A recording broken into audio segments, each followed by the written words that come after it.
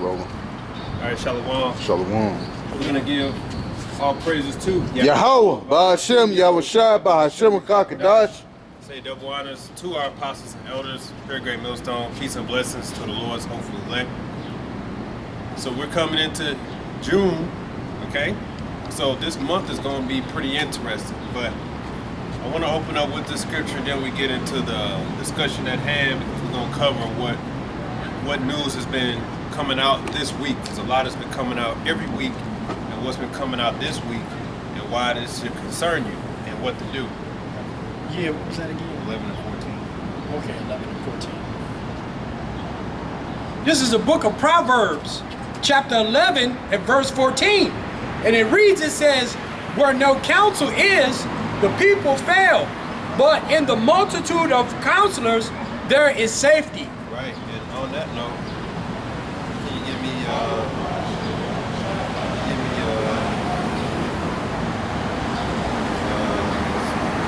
look up, so it says, in the multitude of counselors, there is safety, right? Your counselors and your safety is right here.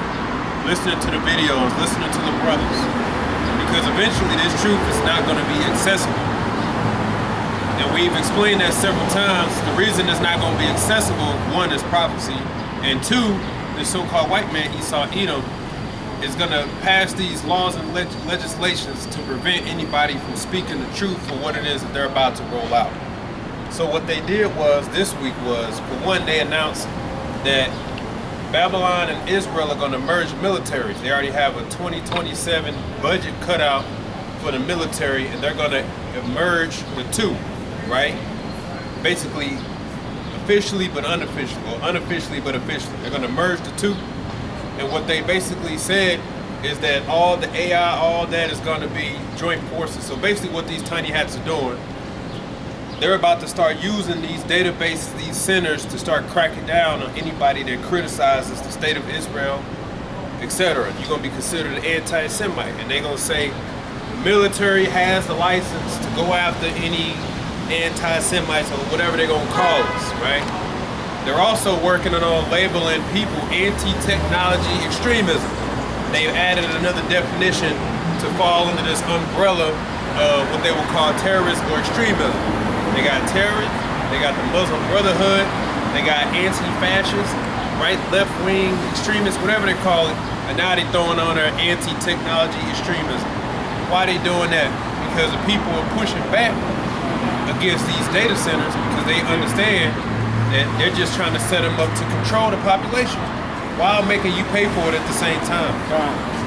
So what's one way they're gonna shut people up? Well, they're just gonna put it in the law, okay? Can you find me that correct size? This sheep by law.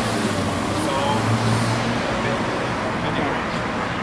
You got it? Yeah, this is the book of Proverbs, chapter 29 and verse 18, and it reads, where there is no vision, the people perish, but he that keepeth the law, happy is he. Right, so where there is no vision, the people perish. The vision being the prophecies, the foresight. And as it read, where there is no counselor, right, the people are destroyed, but a multitude of counselors, there is safety.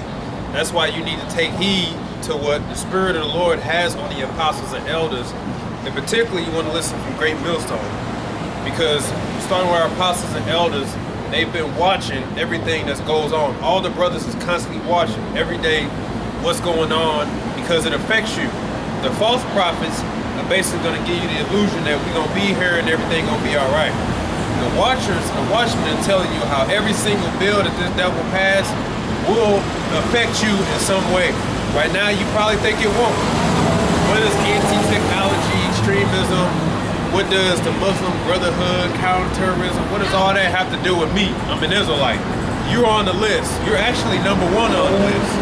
And they're going to use what they already have established as a way to slowly branch out the definition to include you. Because first and foremost, these Amalekites don't like the fact that we call ourselves true biblical Jews, that we're the chosen people of Yahweh B'Shem Yahweh Shai. So what's one way they're going to try to keep you silent? They're not going to deal with you in truth. They don't deal with that. They just label you something and hope that now you gotta be quiet. They just try to make it illegal. It's illegal to say this, it's illegal to say that. Which means eventually they're gonna come for you. Because we believe in the truth, right? Eventually they're gonna come after us and they're gonna use the military, militia, ICE, whatever they might use to come after us because we believe in this truth. And this is why you need to listen to the prophets now. Because all of these things happening does concern you though. Those AI data centers, they concern you. Because the goal is to set up 24/7 surveillance over you. Palantir. Did you hear that St. Louis Police Department talking about getting drones to patrol the streets now? Yep. St. Louis City is coming downtown. And it's funny that they building a data center down here too, man. Yep. So they building the infrastructure in your face, man. And they're bypassing any judicial process, as you can say. No more, let's put it to a vote. They bypassing all that because too many people have caught wind of it. So now they're saying, just pass it, it is what it is. This is what we're going to do. So these rich billionaires are funding these projects in your neighborhood, not theirs, but in your neighborhood, to get these data centers up, which cause pollution and destruction, just so they can play guys on the planet Earth. And so much so, and they're telling these teachers and all these people at these college graduates, trying to tell the people, that's how you know they all got the script at the same time. They're trying to indoctrinate the people to really bow down to this new idol. Because AI is about to be an idol, if it's not already an idol. It's about to be an idol established as a god on planet Earth, right? And those who oppose this idol, you're gonna be looked at as anti whatever they want to label. Because it is being established as an idol, and we'll show proof for that to you. Go ahead.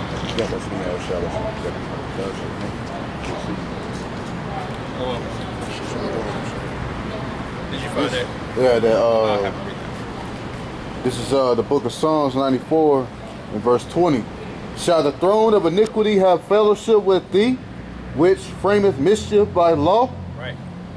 They gather themselves together against the soul of the righteous and condemn the innocent blood. But Yahweh is my refuge, and my power is the rock of my refuge. Right. And he shall bring upon them their own iniquity, and shall cut them off in their own wickedness. Yea, Yahweh our power shall cut them off. Right. See, they frame mischief by law. They put it in writing. That's why eventually speaking the truth will be considered illegal. You're going to be labeled anti-sim, anti-tech. You know what I mean? That's just their way of silencing people. They'll just say you're anti-this or you're anti-that. So if you oppose the New World Order, the agenda, you're going to be labeled as an extremist. Because why wouldn't you want AI to be your guide? Why wouldn't you want to take the chip? Okay? Are you one of those anti-technology extremists? Do you think somebody's trying to hurt you? Huh? Look, this happened in Canada, but they took a Moabite against his will because he was going around spreading knowledge. And that's, you know why they dealt with him that way. And that's because if he's a Moabite, right, he got more doors. He can get in more places further because he's one of them. And they look at it like, oh, hell no, we can't let this guy because he can pull more weight than what we can do in the society. But he was going around and warning people that they trying to make this China and surveillance and all that. So what they do? They set the man up. They try to claim him as under the Mental Health Act. That's what they said. So you see, they got all these things on the book for a reason. Okay? Can you give me the book of Maccabees, chapter 1? About the creed, all 31 people. But they label him. They tried to set him up, right? So then he got out, but then when he went back to show the camera, he saw that they had guns on him.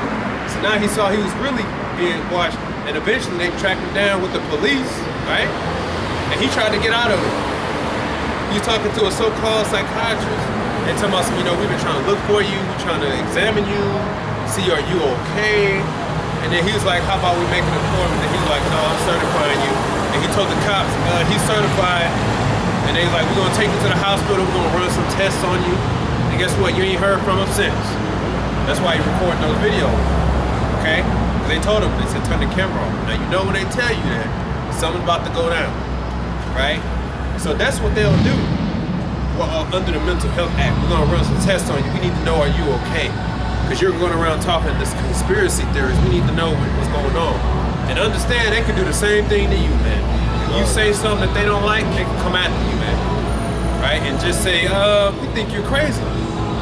Right? This is the book of Matthew chapter 10 and verse 16. Behold, I send you forth as sheep in the midst of wolves. Be ye therefore wise as serpents and harmless as doves. Right, and that's why we have to conduct ourselves in a certain manner on this side, because we're behind enemy lines. And that's exactly what the enemy needs. He needs you to live carelessly. You know, he needs you to be covetous. He needs you to operate outside of the scriptures, because this is your safety. Your safety is the scriptures. Your safety is what the counsel gives. That's what saves you. That's what protects you. Okay? The devil is banking that you disregard the scriptures, that you go outside those boundaries.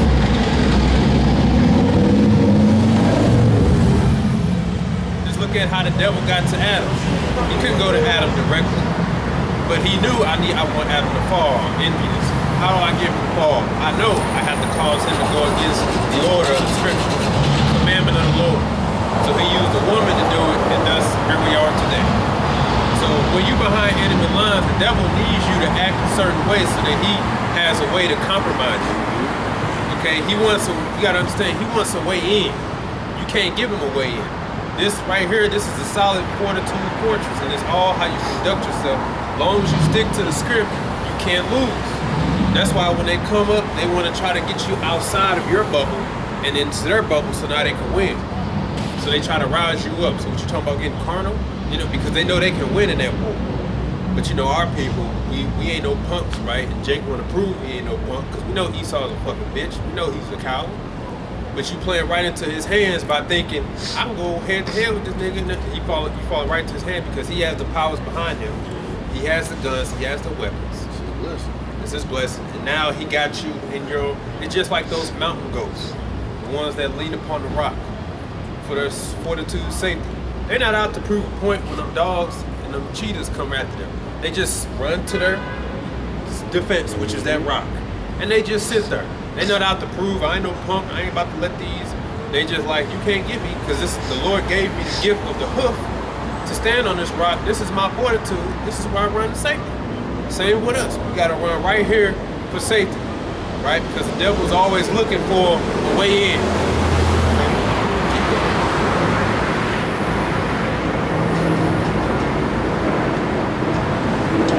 Back in Matthew chapter 10 and verse 17.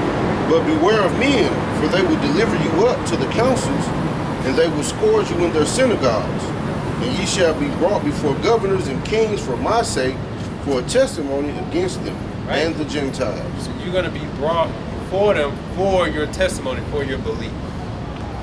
If you refuse to take that chip, they're going to ask you why. You say my face says I'm not. Oh, you're anti-tech. You must be one of those conspiracy nuts that believe that this is the mark of the beast. We've already had our scholars prove that this is not the mark of the beast. This is the new world order. This is the new way, and now you can be put to death, etc. Or they can just come and try to grab you up like they did the dude in Canada. They just took him, okay? They said, we want to run to the hospital, run some tests on you, just like they do in those movies, man. And that's because those movies are true stories. Like the one with, what's his name? What's Brad Pitt's wife? Angelina Jolie. She did a movie is called Changeling, something like that. That's a true story. Basically, her son was kidnapped. They brought her back. Some other kid that wasn't her kid. And once she was fighting back, lock her up. Something wrong with you. This is your son. You know, those type of stories and movies, those are actually real. That stuff happens. They use the mental institute and all that as a means, as a way to silence people and to medicate you and etc. And try to brainwash you and indoctrinate you and say, now, do you think there is a government conspiracy? You say no? Oh, okay. Free to go. But that's real, man. And that's what they doing. Any means to silence somebody. Got 3 seconds. I'm trying to back you up. This is the book of 2 Corinthians, chapter 10 and verse 4. It's going to the point where the brother just said, you know, if you get cornered with Esau, you're in his court. That's what he is a master in. being carnal. But if you follow Yahweh Shem Yahushua, you about these scriptures, this is what the scripture says. This book of 2 Corinthians chapter 10 and verse 4 says, for the weapons of our warfare are not carnal, but mighty through God power to the pulling down of strongholds, casting down imaginations and every high thing that exalted itself against the knowledge of God, and bringing into captivity every thought to the obedience of Hamashiach Yahushua. Okay? So, you know, when that time comes, when this devil get more carnal than he is now, you're going to have to know these scriptures in order to get through. Because Esau Edom is definitely going to get carnal. Like he said, the small hats eventually going to use the military to go get the people who oppose this technology, this new world order. Okay? And when they come to get you, they got guns and weapons and everything themselves. So how you gonna get around that if you're not under the protection of these scriptures, under the protection of Yahweh Shem Yahushua? And to add to that, you know, with them joining militaries like that, you've seen what them small hats did to the people over there in Gaza. God. So just imagine them over here, what they gonna do, man, okay?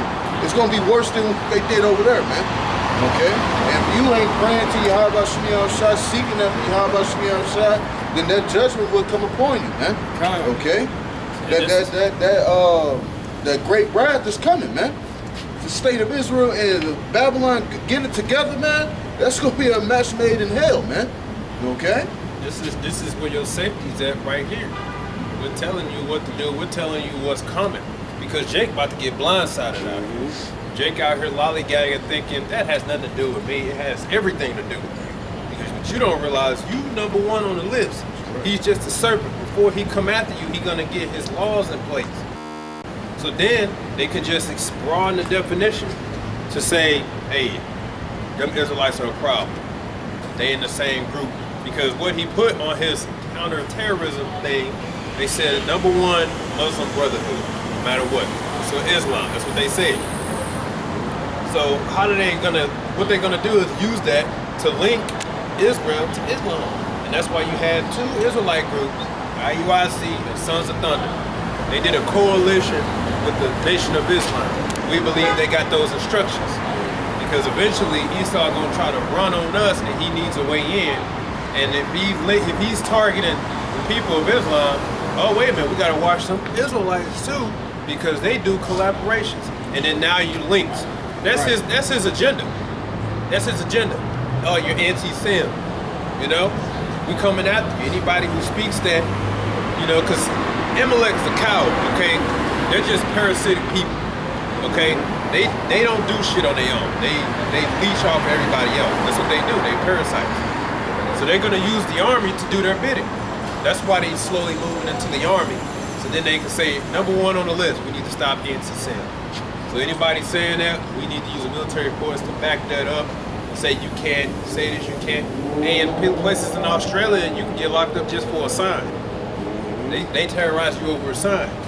So the devil is reacting like he is because he getting too much exposure. So all he's doing now is resorting to wrath. It's gonna be oppression, censorship, wrath. And if you speak the truth, they're gonna come after you. Can you give me Daniel 6? Yeah. You still have it? Yeah, a little bit. Back in Matthew chapter 10, verse 19. But when they deliver you up, take no thought how or what ye shall speak. For it shall be given you in that same hour what ye shall speak. See? So don't try to, because you're going to be thinking, how do I get out of this? Like, take that situation with that Moabite, right? He was trying to get out of it, right? He did everything right. But what are you thinking behind the scenes? He's probably throwing out all the laws and all that to try to get out. You got to understand, when they roll on you like that, first of all, you should already know why. Well, this is, like the Lord said, we being targeted because we got the truth. So the Lord said, oh, can you give me that? It's Revelation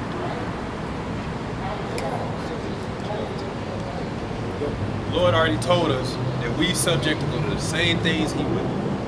okay?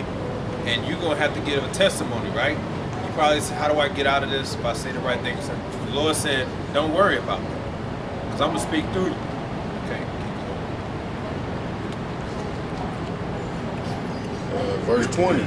For it is not ye that speak, but the Spirit of your Father which speaketh in you. And the brother shall deliver up the brother to death, and the father the child, and the children shall rise up against the parents, and cause them to be put to death. And ye shall be hated of all men for my name's sake, but he that endureth to the end shall be saved. Right, and he said, and we talked about it in the class, right? I could definitely see that being a way for betrayal. They can easily just say, anybody who thinks that the mark of the beast is the chip, or they shouldn't take the jab. That's another thing. They working on getting rid of religious exemptions. That happened this week too. What happened was, all the people in New York that they fired for not taking the jab, that city or whatever is trying to go to court, Supreme Court, and the Trump administration basically came in and said, look, don't worry about this. Don't worry about this. So basically they said that the only thing that should count is medical exemption. Religious exemption, now that you just ask for accommodation, that don't mean nothing. Why are they doing that? I'll tell you why. Because they got more about to roll out, and they want to make sure that all the opt-outs, all the exemptions, done away with. Because it actually worked for me. I was working in the hospital during 2020, and this is what we was doing. But even in my sport, first of all, they gotta prove it. That's why I said in my spirit. First of all, they gotta prove it. They could just simply deny it. They approved it. But even at that moment, I knew, man, they gonna get rid of this shit, because they want to make sure nobody get out of this.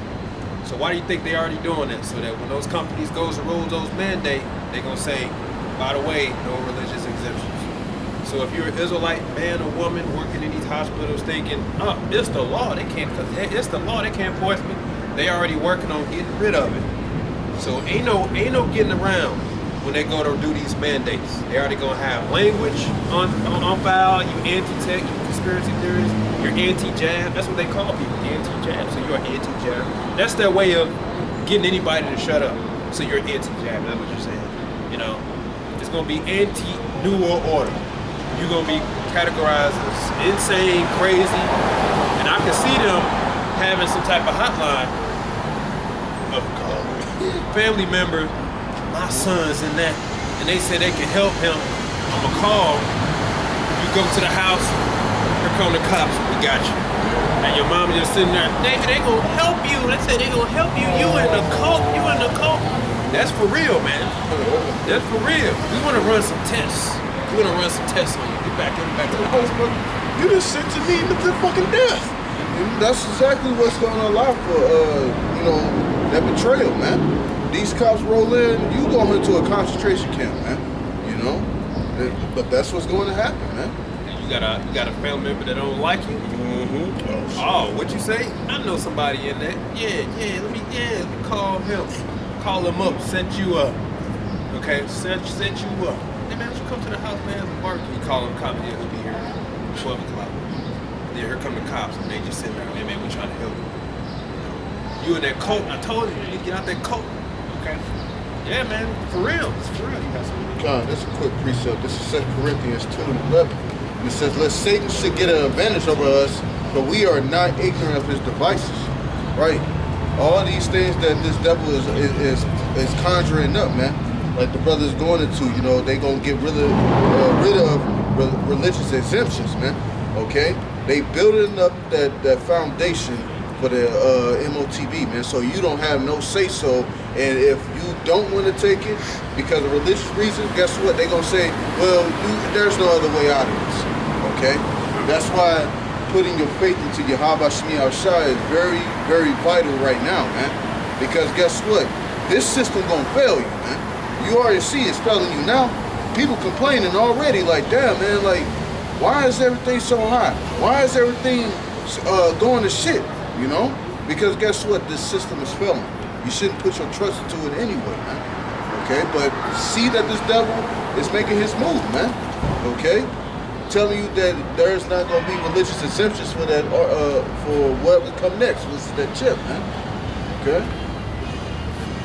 I got a precept. This is the book of Revelations, chapter 2 and verse 10. And it reads, "Fear none of those things which thou shalt suffer. Behold, the devil shall cast some of you into prison, that ye may be tried, and ye shall have tribulation 10 days.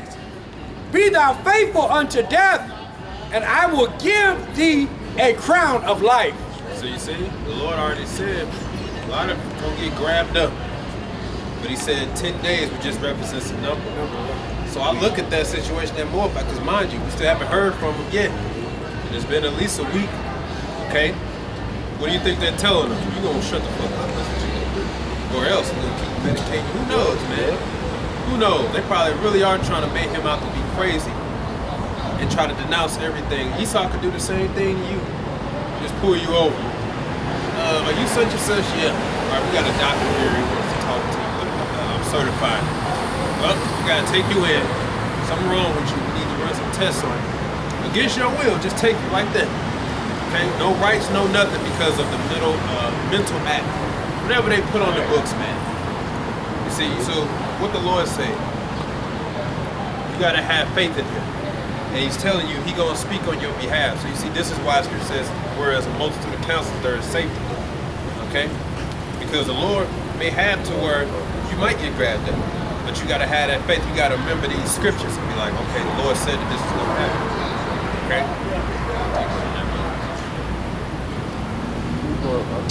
Back in Matthew 10 and verse 23. "But when they persecute you in this city, flee ye into another. For verily I say unto you, ye shall not have gone over the cities of Israel till the Son of Man be come. The disciple is not above his master, nor the servant above his Lord. It is enough for the disciple that he be as his master, and the servant as his Lord, if they have called the master of the house of Salaki, if they have called the master of the house of Beelzebub, how much more shall they call them of his household?" Right, and Beelzebub means the house of Satan, basically. So back then, that was one of the worst things you could be called. It's the worst thing you can be called today, terror. And guess what? They're making that definition. It's gonna be that, yep, broad, that, anti-fascist, anti-technology, anti-AI, anti-sim, anti-jab, whatever it is. They're gonna say you are a threat to the society. And since you fall into this category, you don't have any rights. We can keep you as long as we want to. We can do whatever it is that we want to. All illegally, but they're gonna make it legal. All to silence you. Yes, that's the list the devil going because he's getting too much exposure. Trump has basically been outed that he's just a puppet. Everybody knows it now. You're just a puppet, man.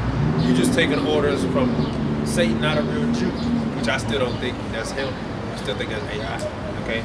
But regardless, because they came up there and said, they ain't gonna make no deal unless we say so. So now the whole American public know for sure, yeah, you guys are ran by the tiny hat. So they're the ones that sound the alarm about the data centers, the merging of the two, how everything is gonna be anti-first and all that. This is just too much exposure to the point that these devils gonna have to resort to wrath. That's all they gonna do. That's exactly what his last final method is going to be. It's going to be absolute wrath. And he gonna take it out upon the people. Oh, I can't deceive you no more. Wrath. Yeah, that's real. Especially the state of Israel and America joining together. That's going to be bad, man. Okay, you already mentioned it earlier. You see what they did to the people of Gaza, man. Got a precept to back the brothers up. This is the book of 1 Peter, chapter 4, starting at the 12th verse. And it reads, it says, "Beloved, think it not strange concerning the fiery trial which is to try you, as though some strange thing happened unto you. But rejoice inasmuch as ye are partakers of Hamashiach's sufferings, that when his glory shall be revealed, ye may be glad also with exceedingly joy. If ye be reproached for the name of Hamashiach, happy are ye, for the spirit of glory and of God power resteth upon you. On their part, he is evil spoken of, but on your part, he is glorified. Okay?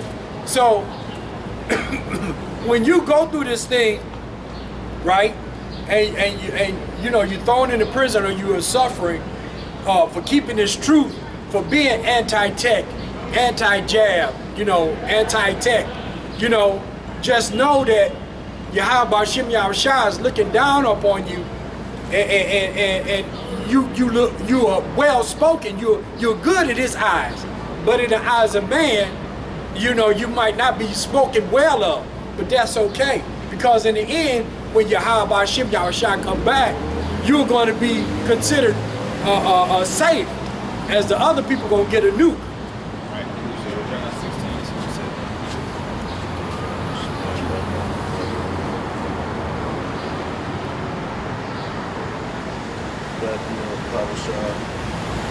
This is the book of Romans, chapter 8 and verse 18.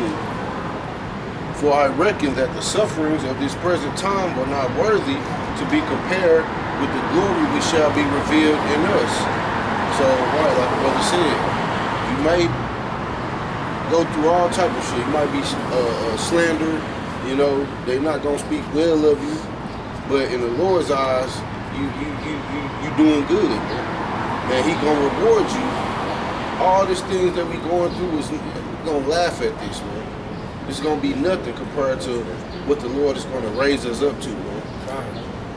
And if I may add, you know, Yahweh Hashem Yahushua, he is not a God that he's gonna lie. Okay? All these atrocities and abominations coming up on the earth. But Yahweh Hashem Yahushua also promised us that he's gonna protect us, he's gonna raise up a standard, okay? And things are gonna happen to protect us. So just know, okay, in your heart of hearts, you gotta believe in this thing, okay? Just like the bad things are happening, the good things are gonna happen to those that believe, that are under his wing of protection, okay? That's talked about in Psalms 91, okay? This is the book of John, chapter 16, starting at the first verse, and it reads, "These things have I spoken unto you, that ye should not be offended. They shall put you out of the synagogues. Yea, the time cometh that whosoever killeth you will think that he does God's service." Okay? Let me read that again. "They shall put you out of the synagogues. Yea, the time cometh that whosoever killeth you think that he does God's service. And these things will they do unto you, because they have not known the Father nor me." Okay? You can break it down, brother. Right, so like Yahushua was warning the disciples, be prepared to be defamed, to be chased down. Paul was hunted down. Paul was warned 2 or 3 times, because the Lord speaketh once, yea, twice. He always sends a warning. He was warned twice. You go to Jerusalem, you're going to get grabbed. As soon as he landed in Jerusalem, they immediately said, "Brothers, help, this the man that, you know, beating his ass, grabbing him." All that, man. Paul got stoned. These are the things you're going to be targeting, and said they're going to think that they're doing the Lord's service, but they doing it, they don't know you, they don't know him, right? And just like Paul, you know, he had to wake up to the fact that he was persecuting the church. So, like we was talking about, your family members calling, setting you up, right? They could do that. They most likely, they probably gonna do that. Once they put out a hotline, if you got any family members a part of this cult, let us know. We'll come take it. A lot of them gonna actually think, save my son. Let's save me. It's dangerous cult. They said they gonna help you. They said they trying to help you. You know, just like the movies. Somebody hit a heist or whatever. And then eventually the girls set them up. They said they get help. They all say that. Yeah. And what if the cops say? The best thing to do is turn yourself and try to, you need to bring them in. Bring them in. They're trying to help you, you know. Same thing. I can see your family members doing the same thing. Especially those that been you know, talking against it, you know, just being a thorn in your side, they gonna have that idea. And just because the avenue is there, they just very well may take it. Especially even your wives too. Yep. They're gonna be talking to your wives. They know how to get to you. Just like we read in the card. He's in a lot of trouble. Wanna help him. You just gotta bring him to us. Just like the video that Eve, she was in the interrogation room. Yeah, Walmart. Yeah, Stealing. yeah, she was stealing, and she basically was talking about her man. And guess what? She said, "Yeah, my man is a part of a religion, and he calls on the name Yahweh Shemiah Shai."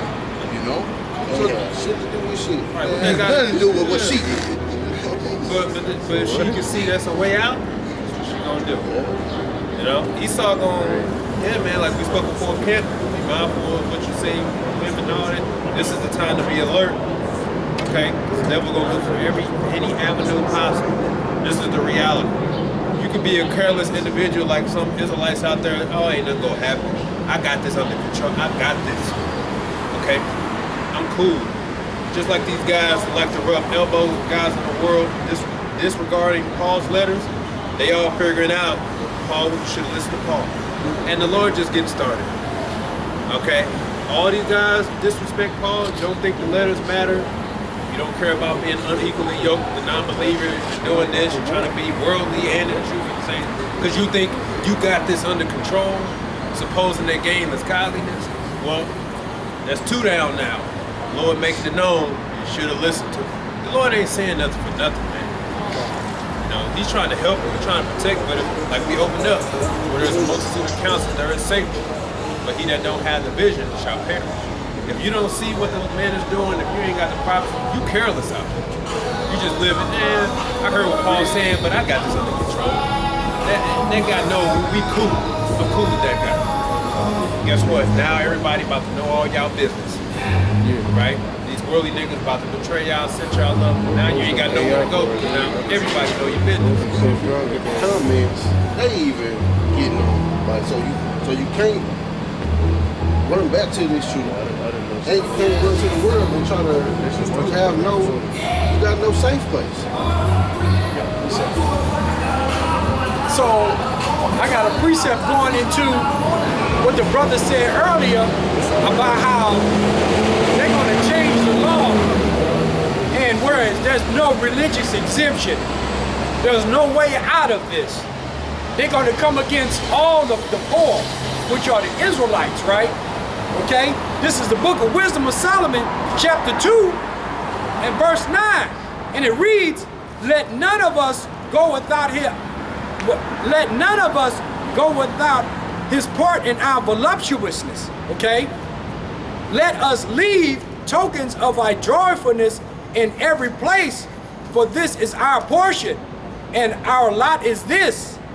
Let us oppress the poor righteous man.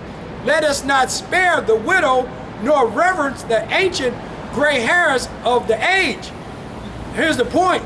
Let our strength be the law of justice, for that which is feeble is found to be nothing wroth. Let us lie in wait for the righteous, because he is not for our turn. He is clean contrary to our doings. He upbraideth us with our offending the law, and objected to our infamy, the transgressions of our education. So you see, when you really about this righteousness, this truth, Esau, Edom gonna come against you. You a target, because the scripture says every man that help me out, that goes away from unrighteousness. Depart from evil, make it themselves. Con, the water, brother. That's right, you a target, man. You on the list, you know? So, but I go to job, I go to the work, and I wear my fringes, and they know I'm an Israelite. I teach that all nations can make it. I teach the so-called white man can say it. They're not gonna give a damn, okay? Because the way they see it, you're a problem. Because they don't want you to know anything, and they're not gonna care. They're not gonna, like I said, spiritually frisk every Israelite. Right. So tell me, what name do you call it? Because they know you could just lie, you know? Because if you want to be a smart ass, you call on Jesus. Yeah, I call on the Lord. Okay. Yeah, I call him, but his name ain't Jesus. I ain't got to tell you that. I know that's not his name, but that's why Esau, he ain't gonna let that fly. He gonna say, get him. Period. Right. See, these jakes think that because you denounce your heritage and, you know, the truth that Esau care about. He still know, like the brother read, you're not for his turn. Right. Period. You're his enemy. He knows that y'all just think that you can do something to not be. No, that's the way it's set up, man. So when he roll, he not gonna be hearing none of that. You're an Israelite, and you not for my turn. Get him. That's it. What happened to Floyd? You found out you getting robbed, man. Blind. Okay? Same people you rallying for, hooping and hollering for, murderers, thieves. Okay? And ever since you said that, you went on that stage 6 months ago and did that, it's been downhill ever since from there. I'm standing with Israel. No matter what. So then the angel said, all right, time to get him. Now you lost millions, you losing more millions. The IRS is holding billions on your lien, okay, which is written by the tiny hats. You ain't getting no mercy, man.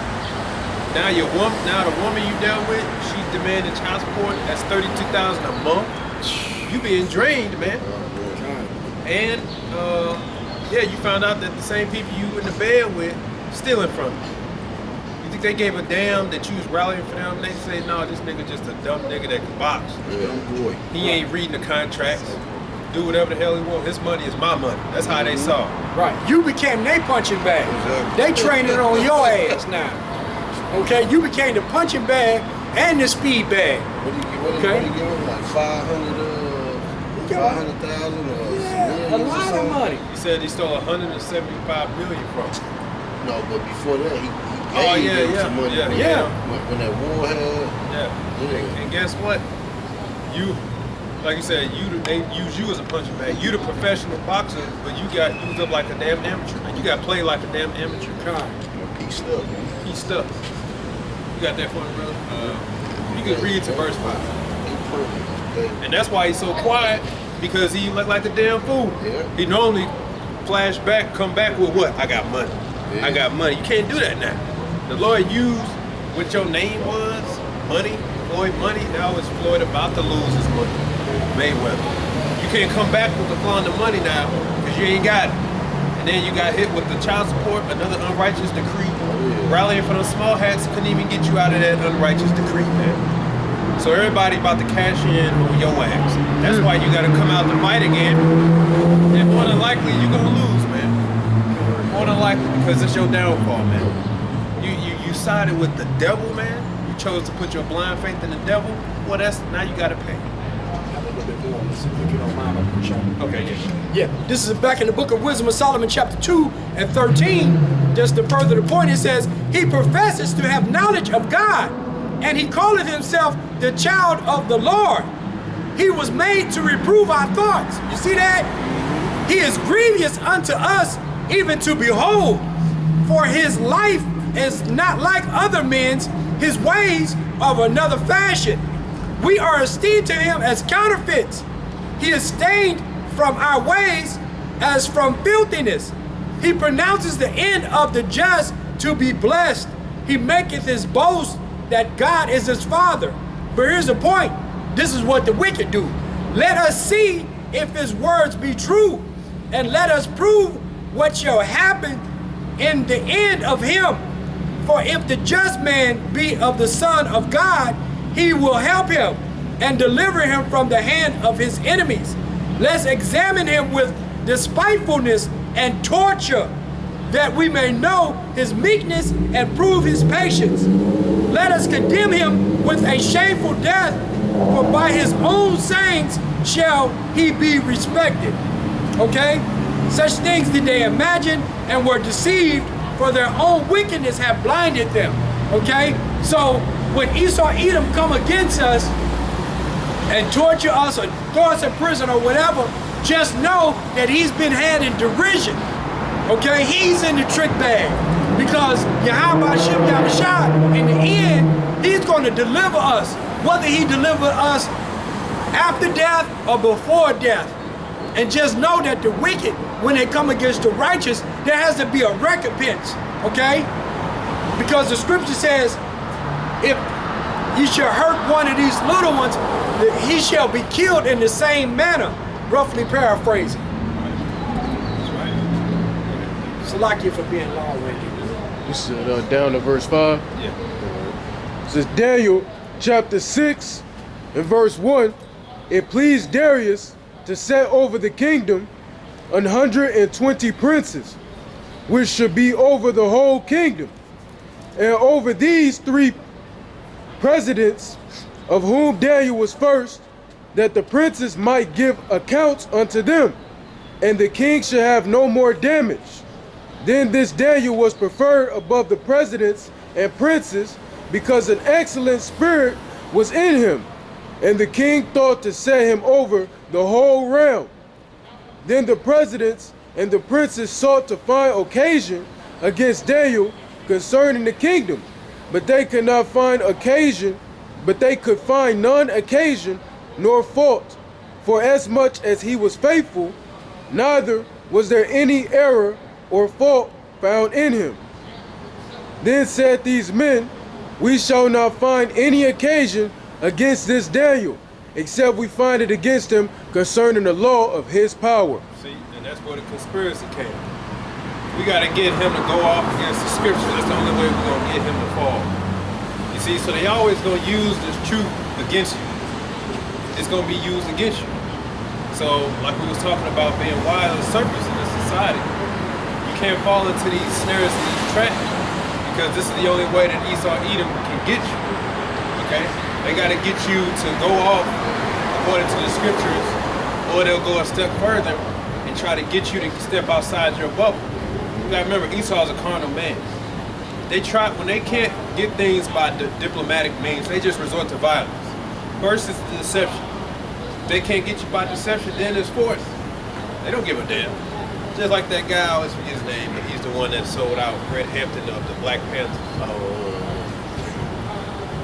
Yeah. But he said they tried to find some fault with him.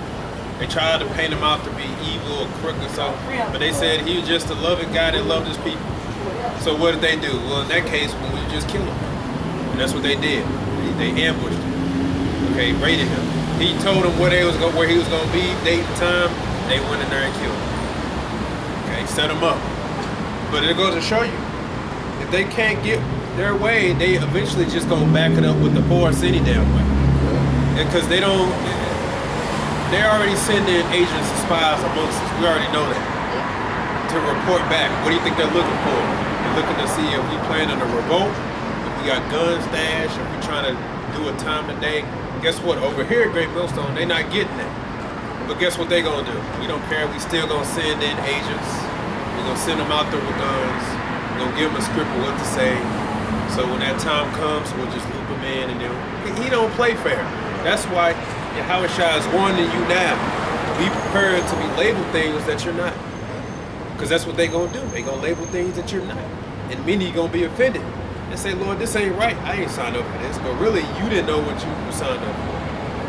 That's why we say, you don't know what you signed up for. Anybody that gets offended, like that guy Ringo TV, didn't know what he signed up for. I knew that when I was telling people I was an Israelite, they would either stop talking to me, and I lost job opportunities. So I'm just gonna not say it no more. I'm just gonna not say it no more. So what is he saying? I recognize that this truth is costing me advances in this world.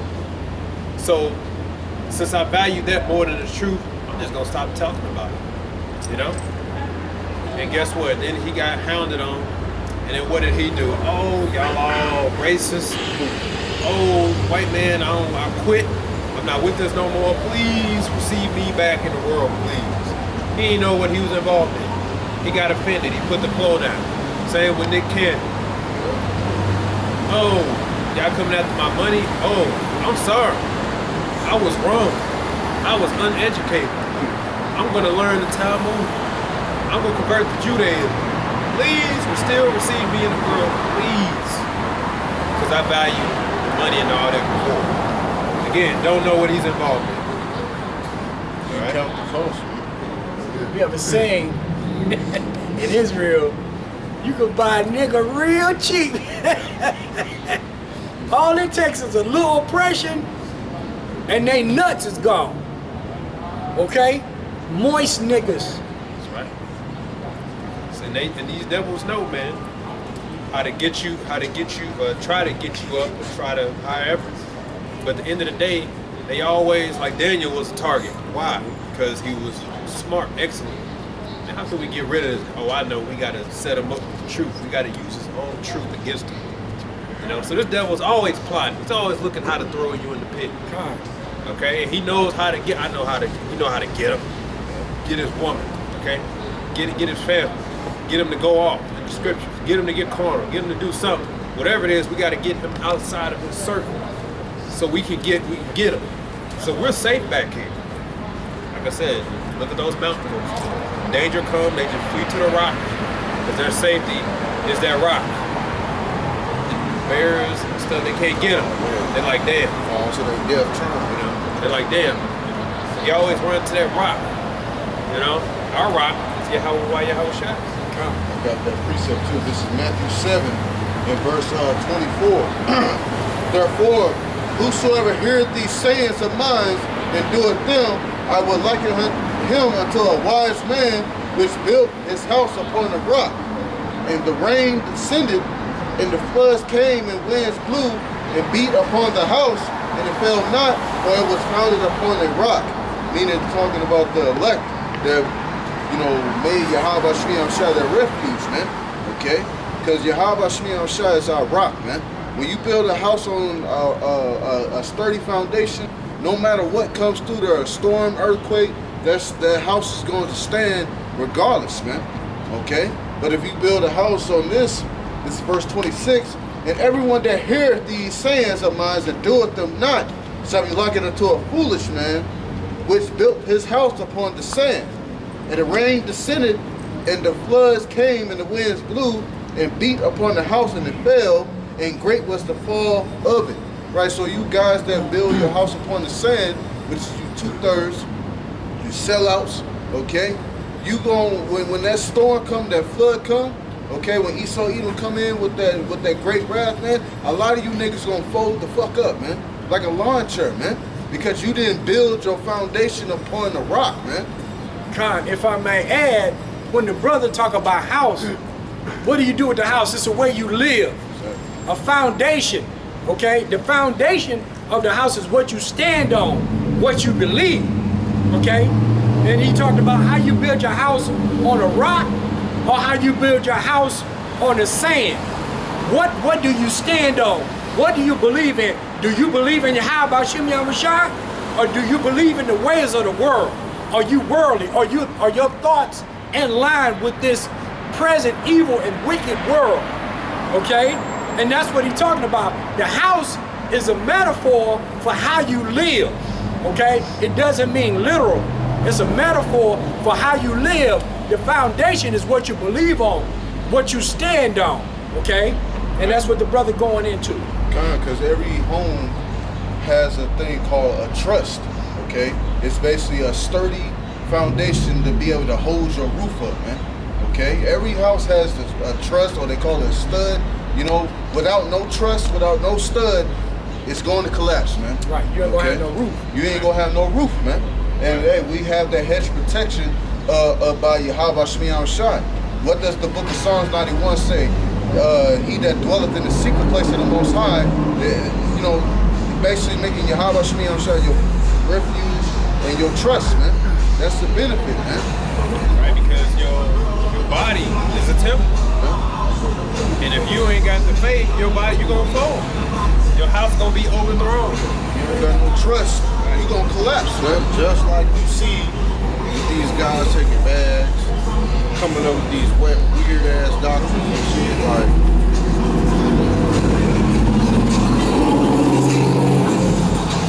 you know, they wasn't in this for the right reasons in the first place.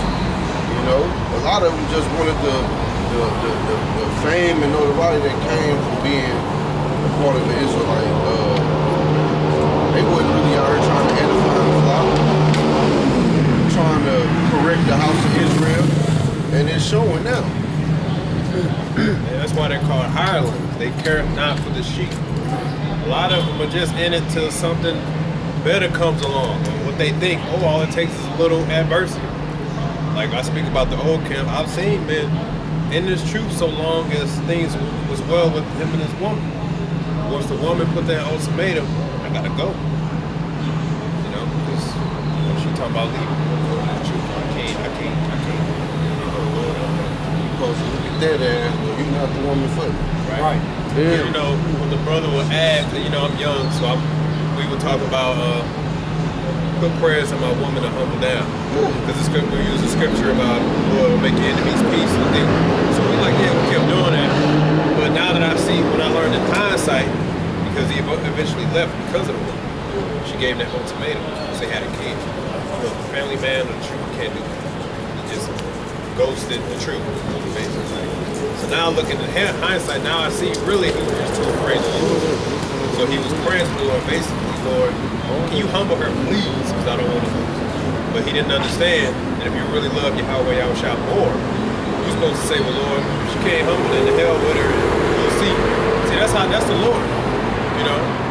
But again, so he didn't have the faith. So a lot of Jakes come in, and his name was supposed to be faith. And so a lot of Jakes come in this thing, well, so long as everything good. The moment the boat starts to rock, they're going to resort back to what they do in the world. You know what I'm saying? Because they don't come into this thing full with their whole heart. They still opening up, keeping doors open just in case. Right? So they're trying to use this truth like a safety net. You know? So if this fails, I can just jump back into the world and go back to doing what I've always been doing. That's what Alizar did. And that's the problem with a lot of you Jakes that come into the faith.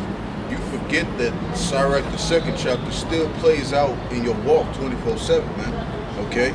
Just because that little hell you went through when you first came in, don't mean the hell ain't gonna stop, man. Okay? And Yahushua was tempted. But guess what? The scriptures say the temple fled for a season, man.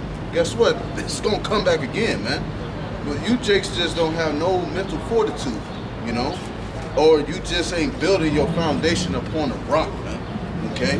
That's why a lot of you guys bug out and fall out, man. Okay? Because number one, you was never the elect, number one. But it's just you never made Yahweh Shai your main priority, man.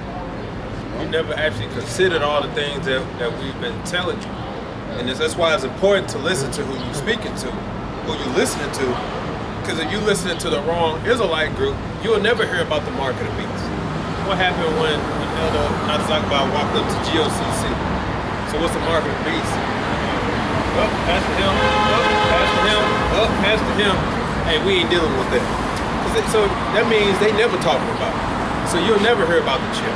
You'll never hear about AI, the data. You'll never hear about that. So you got the illusion that we just good. And there was a brother that came on, I think it was the Apostles Convoy, or one of the brothers Convoy. He said when he was in IUIC, he had that mentality of 401k, house for the future. That's the vibration they give off.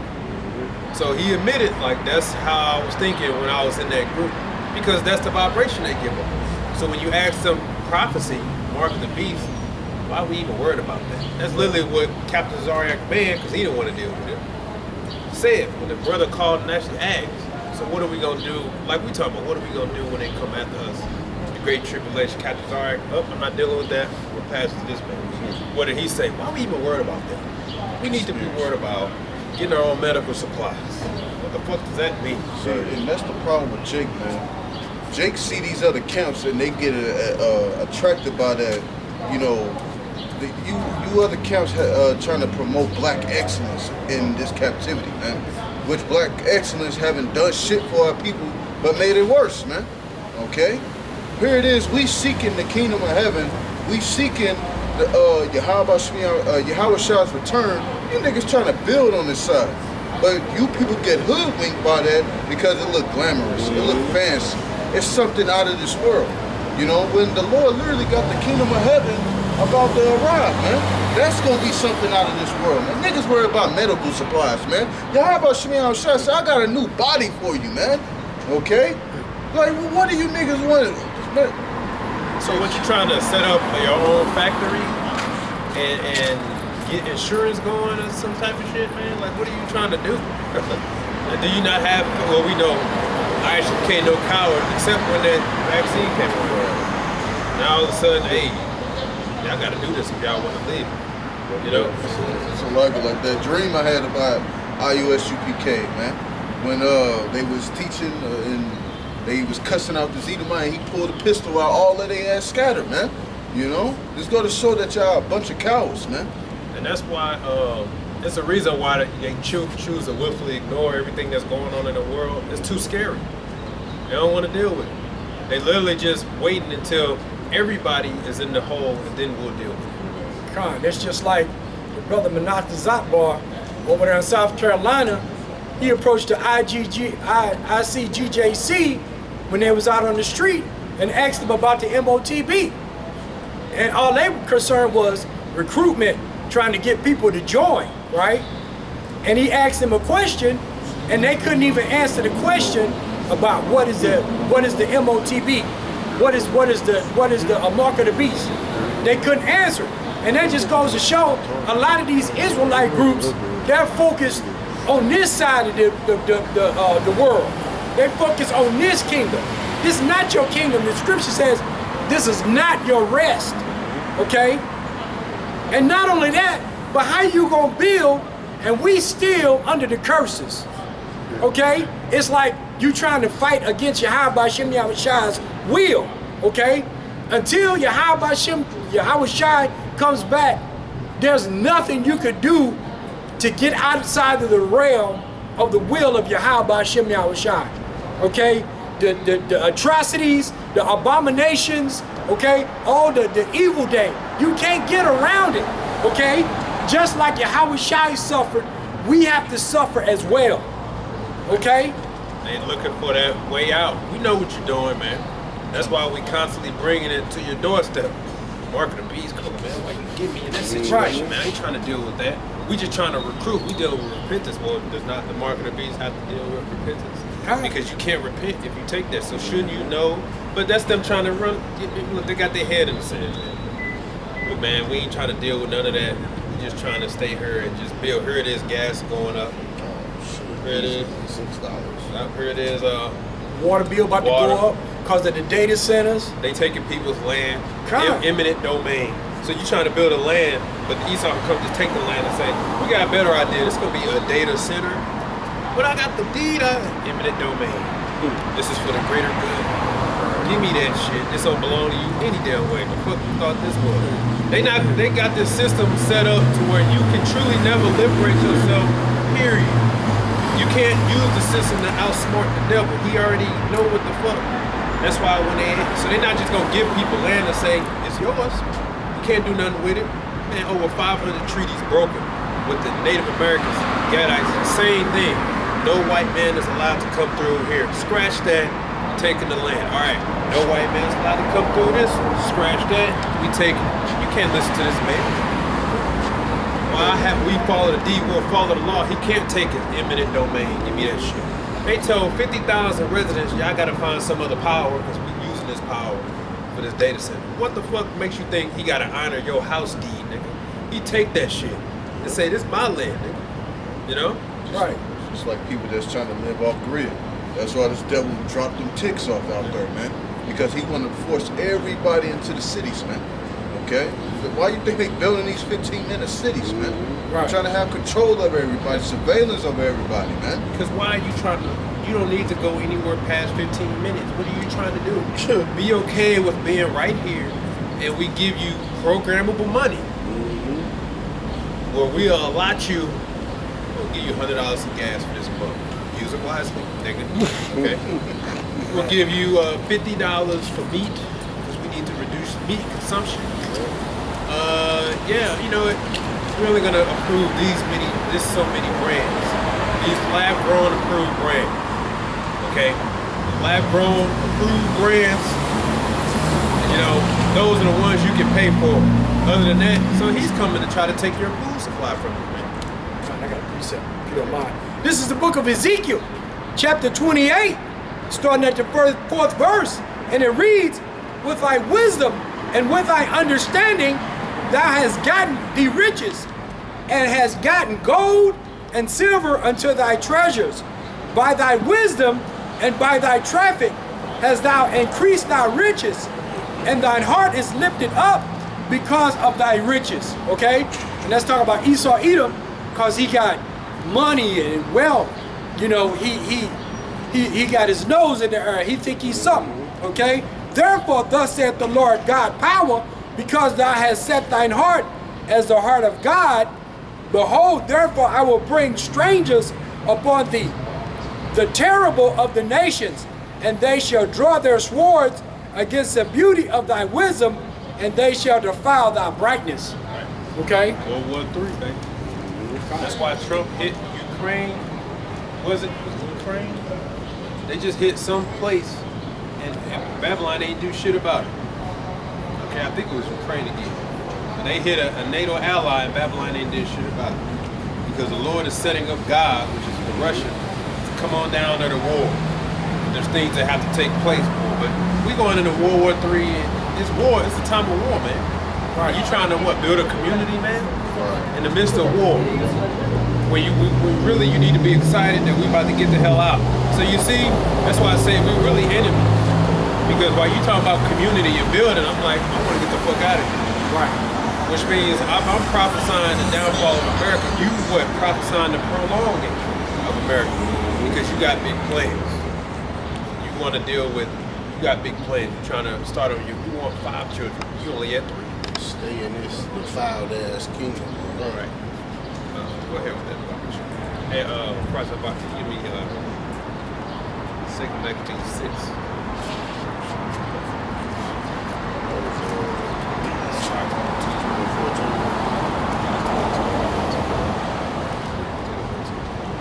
This is Sirach or Ecclesiasticus chapter 22 and verse 14. What is heavier than lead, and what is the name thereof but a fool? Sand and salt and a mass of iron is easier to bear than a man without understanding. As timber girt and bound together in a building cannot be loosed with shaking, so the heart that is established by advised counsel shall fear at no time. Right. That's how it is, Lord. Like again, we talk about your body, right? As timber and girt is bound together and fastened, so is the heart of a man that's established by advised counsel, sound counsel. Because that's all you meditate on anyway is counsel, either from the scriptures or the man of the Lord. This is what's going to get you through this, because you're not worried. You got that counsel in your mind to say, hey, it is what it is. And all these scriptures should come to your mind. This is what's going to get you through with these scriptures. Like Yahweh said, some of you going to be bound 10 days. You'll be faithful unto death. It could be prison. It could be the concentration camp. It could be the so-called medical center. Okay? Psych wards. That's what they doing. We're going to run some tests on you. See what's going on. You seem paranoid. Right? They literally grabbed that man up because he's spreading awareness, and they put him under the Psych Ward Act. I'm sorry, the Mental Health Act. We need to run some tests on him. That's some shit you see out of a damn horror movie, man. And they show you these movies to get you ready. To that's part of the spell. We show them, they gonna think it's just a movie. But then, always a few years down the line, you see these things in society. Well, it's called television. You know, they literally foreshadowing what they're going to bring to the public. Where do you think they get the inspiration from? Those are true stories. When you watch a film about somebody get admitted to psych ward, but they really not crazy, but then they fight, that's real. Those are true stories. Because that's what they'll do as a means to silence you. You know? Yeah. We'll throw you in the mental, something wrong with you. Because that's what they got to do, right? They got to label you a conspiracy nut, conspiracy theorist. That's how they got you. At least back in the day. You try to call somebody a conspiracy theorist today, it's not going to disprove much. But that's what, oh, you must be one of those conspiracy things. You're crazy. Oh, he's conspiracy. They have to label you those things so that people will choose to ignore you. Right. So they might throw you in a damn psych ward and say, here's your meds. Oh, you refusing your meds? Tie them down. Shock them. rejections. Yeah, all that stuff is for real, man. And I just imagine if I was in that situation, I would just ask the Lord, have that shit to no effect. No effect. You know what I mean? Because they're going to try to psych you out, drug you up, you know what I'm saying? So-called medicate you. Like, this is how they calm down the people who got demons on them now, right? When they act crazy, hold them down. The next thing you know, back down. Then they'll put you, like I said, electrocute you, put that shit on your mind, right? They could do that shit, man. I just seen one of my childhood friends that went through that like years ago when we probably first became adults in our early mid-20s. That happened to him. He just ain't never been the same since he got out of it. The electric therapy, they tell you they try to reset your mind. That's what they try to do. You know? Yeah, man, this devil got everything on it. He might come in there with the Bluetooth. You know what I'm saying? He might talk about taking your family. All these things. This is what the devil will resort to because his time is up. But if you meditate on these scriptures, man, this is what's going to get you through.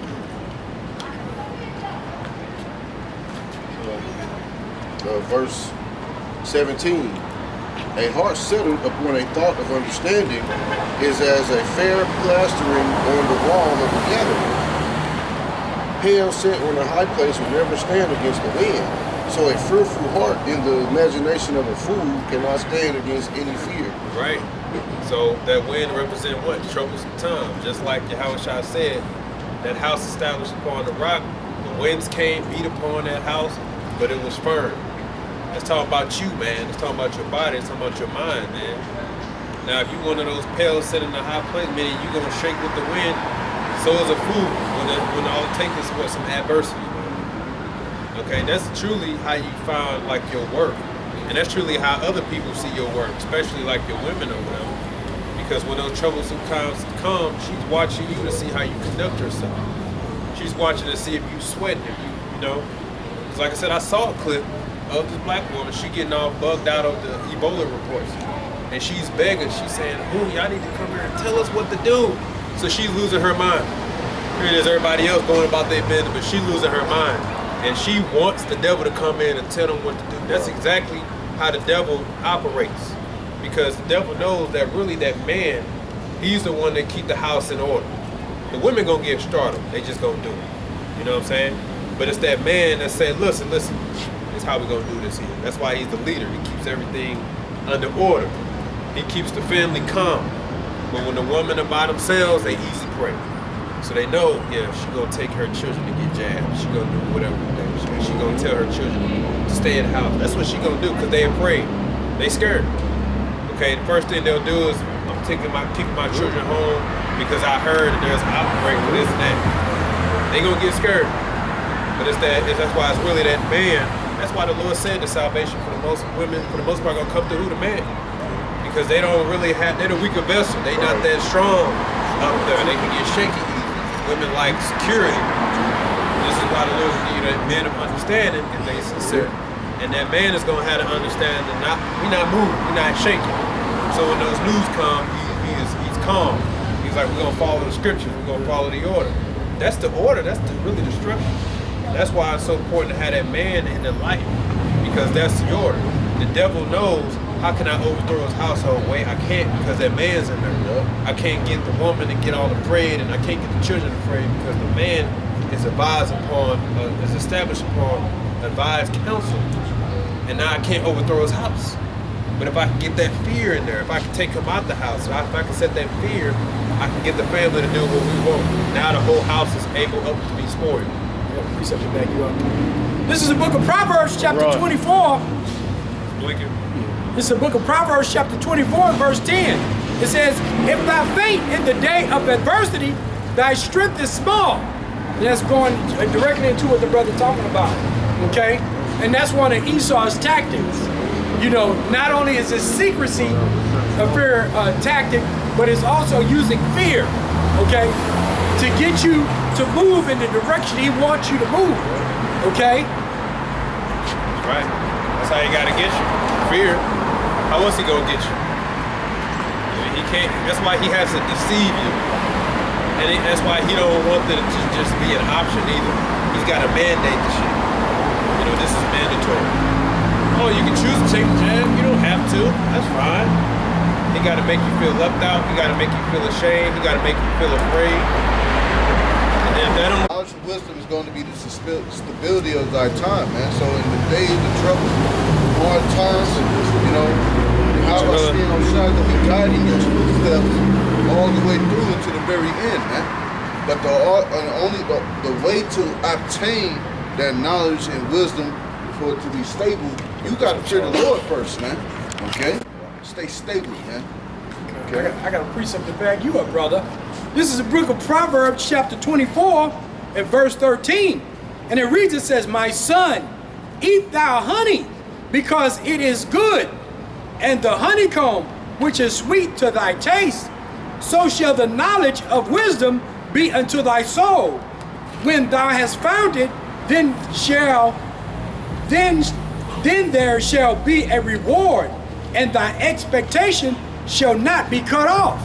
Okay, so in this scripture, the honey is this word, this scripture, the knowledge, this 100% truth. And we say 100% truth over here at GMS because that's what we give you, 100% truth and these prophecies, right? It says, "My son, eat the honey because it's good," okay? Knowing that this scriptures is that Yahweh Shem Yahushua is guiding and protecting you and knowing that you're safe, okay? Then it says, then there shall be a reward, okay? Because you've been living, and like the brother said, you know, you've been living in your house according to these scriptures. And it says thy expectation shall not be cut off. And the expectation is to be delivered, okay? To receive salvation. And if you eat the honey and you live in according to these scriptures, like it says, your expectation will not be cut off. You will be delivered. Go ahead. Look, because when you come into the faith, you got to eat the whole roll as well, man. Like the brother mentioned, the honey. You know, there's also the bitterness as well. This is Revelation 10 and 9. "And I went unto the angel, he said unto me, said unto him, Give me the little book. And he said unto me, Take it and eat it up, and it shall make thy belly bitter, but it shall be in thy mouth sweet as honey." There you go. Because when you, the honey is the sweetness of the truth, man. You know, the kingdom of heaven, you know, all the beautiful things that's going to come with that honey. But the bitterness is that straight gate that we got to go through, man. But you got to understand that the narrow and straight gate path is good for you, man. Okay? Because when we come out on the other side, we're going to be better than what we was at first, man. Okay?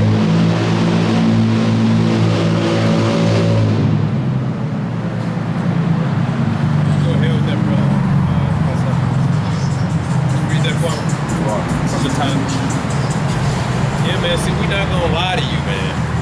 We're not gonna lie to you, man. The Lord is telling us this is how. You can sit up here and say, well, Lord, couldn't it just be this way? Couldn't we be, this is his way. This is how he wanna make sure that we're about what we say. We claim we love him, we gotta prove it. If you love him, you're gonna believe in his words. It says, make not haste in the evil day. Many, when the second trouble come, they out of here. And the scriptures also say he not gonna put nothing on you more than you can bear. So he's dealing with you accordingly, but you're gonna have to build up your faith to get to the point to look at everything in the face and really be able to just say, fuck all of this. That's what it's all about, learning how to let go and let the Lord, like they say. That's the hardest part because you have possessions. A lot of people, possessions are everything. Your family, your this, your life, okay? You have to understand all this comes from the Lord, and he giveth and he can take it. So you have to be comfortable knowing that you can lose it. And if you go into it with the faith of Abraham, you can't lose because Abraham was willing to give up everything, his most precious thing to him. And the Lord in turn preserved that very same thing just because he was willing to give it up. So what does that tell you? The Lord will go above and beyond.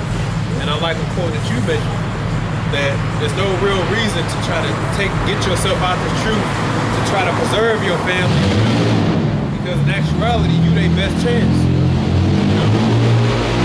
That's the truth. You are their best chance. And even if they don't understand or see it yet, they eventually they may come around to seeing it. exactly what, like I said this the other day, like everybody kind of comes to the knowledge when it's their turn to, if it's meant for them to understand and come to the knowledge of the truth.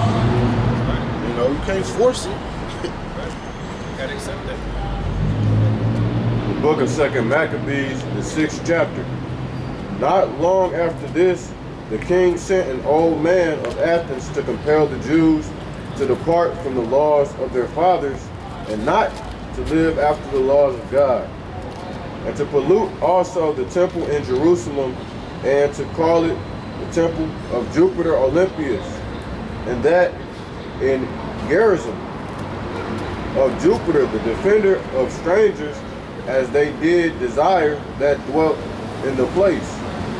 The coming in of this mischief was sore and grievous to the people.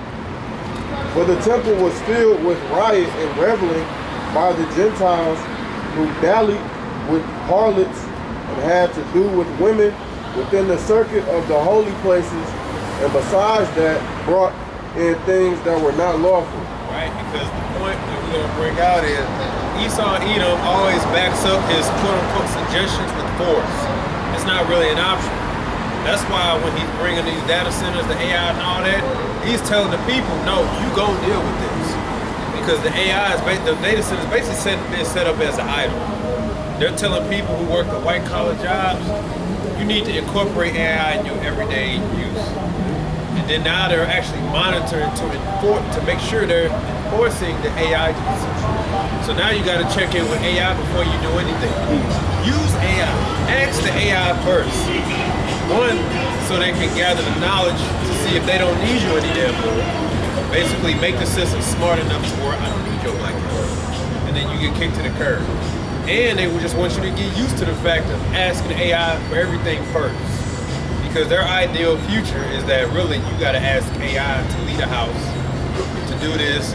So when they pull you over, AI has determined, you know, it's like it's going to be your judge and execution. Like that movie that came out. Yeah, with I mentioned it. Basically, the AI was the judge. Yeah. Basically, it didn't play fair at all. You're going to sue the AI, because you got to remember what that devil, Yuval Harari, the Amalekite and Sodomite say, he's going to rewrite the Bible using AI. Because really, they control the AI behind the scenes. You know what I'm saying? That's how they can be deceptive. Because they already said that people already did the test with the ChatGPT and all that, and you can use the system to say everything bad about every other country or state except the state of Israel, right? You can't question them, so they control that. It won't give you an answer for certain things dealing with Israel.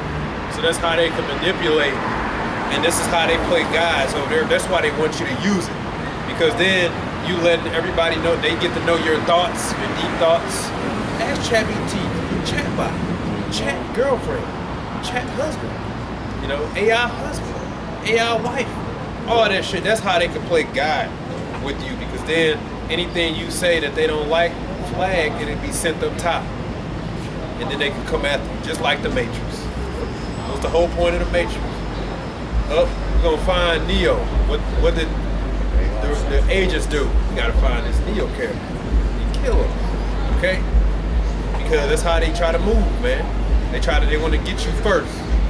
So they need the Palantir, which is 24 surveillance of everything you saying, and anything that would raise a flag will be sent to the authorities. It's basically been set up like an AI. It's like an idol, basically. And guess what? All that water and energy it needs is like its food. So you gotta, just like back then, they presented food and all that for the idol. Basically, it demands a sacrifice. And you gonna be the sacrifice. Because they gonna say, this idol needs food and water every day, which is the energy. You slaves, get out there and make sure that these centers get the proper water. You know? We're gonna take it from you, and you're gonna make sure you give it what it needs. Like out there in the Ozarks, they talking about building a data center out there in the Ozarks, man. You know, so they building data centers everywhere. Wherever there's water, there's a stream, there's a lake, they building a data center out there, man. Near you, out in your town, man. Like it's one getting built in Montgomery, Missouri, you know.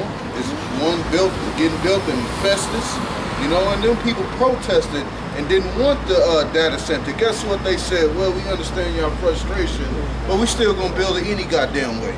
Your vote don't matter no more, man. All of your rights and all that, they behind your rights now, man. Okay? They looking for oppression, man. That's exactly what they looking for. Look, they taking all that shit away. Religious exemption, nah. Now you can get a medical exemption, but guess what? They gonna tell the doctors no medical exemption against the jab. They control the doctors. If we figure out, we're gonna be monitoring. Whoever gives medical exemptions a jab, you're gonna be on the medical. You have to come before the professional board of education of medical, right? So your physicians, they gonna say, I'm sorry, I can't, because they got me under hooks. You know, they all puppets. This is why they want control. They can't control somebody's religious belief. So they say, look, we just gonna do away with that. You know, because they can choose to approve it or deny it, and guarantee they gonna deny it. So now what you gonna do? All of y'all that work in the hospital setting, and you know you in the truth, you was able to get out of that because of the exemption. To happen again and they tell you no, what you gonna do? You should already have it in your mind on what you gonna do. Don't get blindsided and be like, well, wait a minute, it's the law. They have to respect my right. Look, they come to do away with all that shit, man. So you can, I'm with you as far as fighting it. Fight that shit to the end, but you gotta already know, man, they gonna do away with this shit, man. They can tell me no. And even if they do approve it, they eventually gonna throw the shit out. Because they not okay with a few people got to opt out. No, they want all. He said rich, poor, free, and bond. Yeah. They getting the people in the prisons too. Okay? Because they want to monitor them too.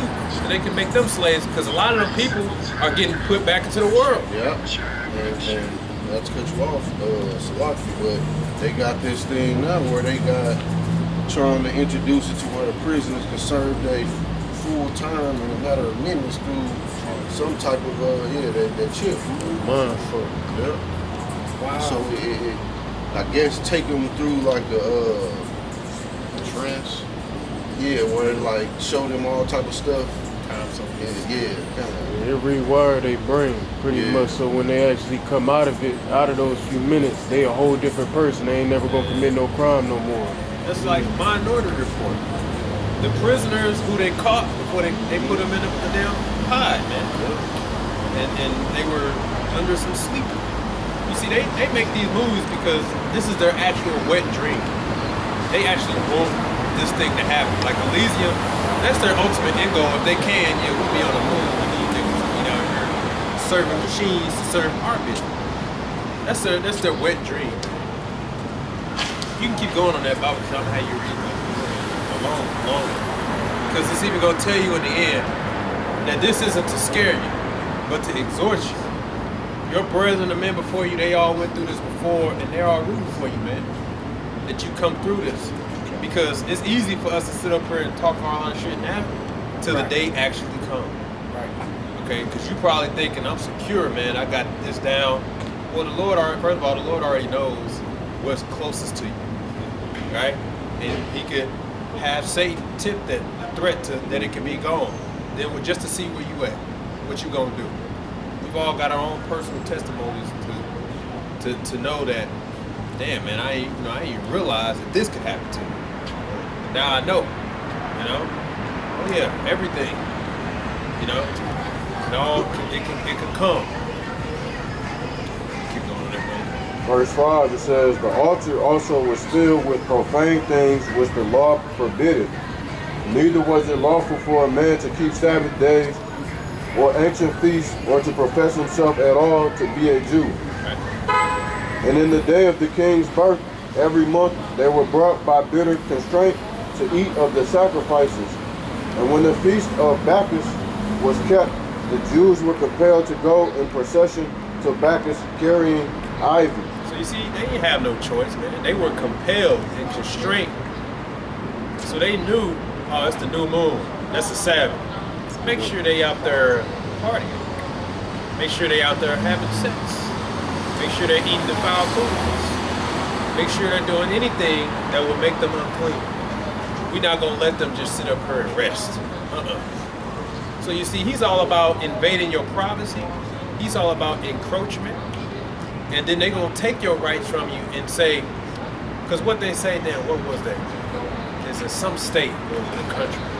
And they basically said, now you have to use an ID for access for internet, but you can choose to opt out. You just have to give us your information. Oh, that's I think that was in England or Australia. I think so. Yeah, Australia. So you see how they just, new law, ID now required to use the internet, but you can opt out, but you have to give us your information. So you see how they did it? They just closed the door. You gonna do this, well, you can opt out, but we need your information. But this is the thing, but you can opt out. To eventually say no more, no more opting out, we're taking that away. But that's how they get their foot in the door. So that's how they're gonna do with the truth, or come with us, or in general. They're gonna say, you can opt out, but you have to give up your information and all that. But they're basically trying to give you the illusion you still got a chance. We're not forcing you. Just like the devil said in the UK, digital ID is required for mandate. So they forcing everybody to work, right? To use it to work. Yeah. But then afterwards, the devil said, I didn't mandate, I didn't force you. I just said it's required to do any damn thing. That's the devil. This is the new requirement. You don't have to, but you need it to do every damn thing. So he just sneak it in there, giving you the illusion you don't have to. Just like when they forced the jab, right? What did the fighters say afterwards? We didn't force anybody. We gave you all an opportunity. He ain't push you. That's the devil, man. Moreover, there went out a decree to the neighbor cities of the heathen by the suggestion of Ptolemy against the Jews, that they shall observe the same fashions and be partakers of their sacrifices. Hey, Ptolemy, make sure them Jews doing the same damn thing. Okay, keep going. And whoso would not conform themselves to the manners of the Gentiles should be put to death. Right, so this goes back to the feasts of games and stuff. It goes back to like your Olympic stadiums and all that. I forgot the exact history. But part of that, like even the gymnasiums, that goes back to the Greek. It goes back to nakedness. That's what a lot of these Black Boule and all them guys, celebrities, still have them feasts of Bacchus. Still do those ceremonies and things like that. So you could buy their clothing and stuff, and that's how you would know you participated. You basically got to go outside, basically naked. Like today, you got these Edomites, they wear them short shorts above their knees, shit like that. Basically like that, not the boy. But in general, you had to come out and show that was your participation in the feast. Come out basically naked. Do this to participate. Defile yourself. Yeah, defile. But you're not about to just sit up home and rest and say, oh, hell no. You're going to have to participate. And I'm going to send the message to the neighbor cities, make sure them Jews as well. So did you have an option in all this? They're taking your options away, man. So a lot of y'all thinking, well, I have rights. They can't do this to me. It's against the law. I got a Bill of Rights. I got amendments. They coming to take all that shit away, man. Then might a man have seen the present misery. But there were two women brought who had circumcised their children, whom when they had openly led round about the city, the babes hanging at their breasts, they cast them down headlong from the wall. Right, so you see they hung our babies, man. So you had the women walk around with their newborns wrapped up. You will walk by, your son. Okay, yeah. You better not be circumcised. He's circumcised, hang the baby. So you see that bitter constraint they went through to make sure that you went off. All your children, they better be uncircumcised. So they knew our law, and they use it against us, just like they did with Daniel. So they know, man. They know, okay, they believe that the scriptures command them not to take the chip. So we're going to make sure they're going to have to take the chip. We're going to put fear in them, okay? So look, these devils know how we operate, man. And so the Lord is telling you, be prepared that when you be targeted, it's going to be because of this truth. They've always targeted us because of this truth. And our people subconsciously know, well, if I denounce it, then I'm good, right? Well, at least that's what they think. They know that in that day that's gonna come, if they just abandon the faith, then the world will receive them again.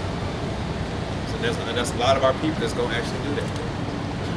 Get those examples already. It don't go like that. You know, you got guys of the world getting on you know, LSA talking about how you a gangster and a Hebrew Israelite. That shit don't even go together. Right. So they know. So you, like I said, you have nowhere to run. You got no safe haven and nowhere that you can go and just be comfortable because you burnt the candle on both ends.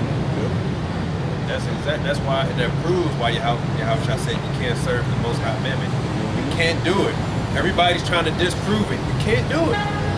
I got this. I know how to handle it. I know how to relate to the street niggas and the thugs, and I can still be in the truth. I know how to handle it. It don't work. It doesn't work that way, man. There's not a single person in America, you can say right now, in this world, that's likable, respectable, accepted by the world, and teaches 100% truth. Okay, it's not gonna happen. There's nobody that's you can actually say walking around well respected by the world, received by the world, is invited to the Grammys and all that. And when the camera is put upon him, yeah, you the Edomites, you're going into slavery. Oh, no, we love this country. It's not gonna happen. The problem with you niggas, you want to be accepted by this decrepit, you know, wicked world, man. Y'all don't want to be accepted by Yahweh Shai, man. Yahweh Shai already told us what we gonna have to go to. Baba Shai, about to get the precept real quick. John 15 and verse 18, and it says, if the world hate you, you know that it hated me before it hated you. And if you were of the world would love his own, but because you are not of the world, but I have chosen you out of the world, therefore the world hated you. Yahweh already told us, man, you gonna be hated, man, because you standing for the name of the Lord, you teaching 100% truth. You not going to be liked for teaching 100% truth, man. That's the problem with Jake. Jake want to be loved by everybody, man. You know, the trim is thy ways to seek love, man. You trying to seek love from these wicked ass niggas, man. What's wrong with you, man? You want to be elbow to elbow with Adam 22, no jumper, saw a nigga, you know. Grammys. You want to be at the Grammys, man. Man, that don't value nothing, man. But being crowned by Yahweh Shai, that means something, man. You know?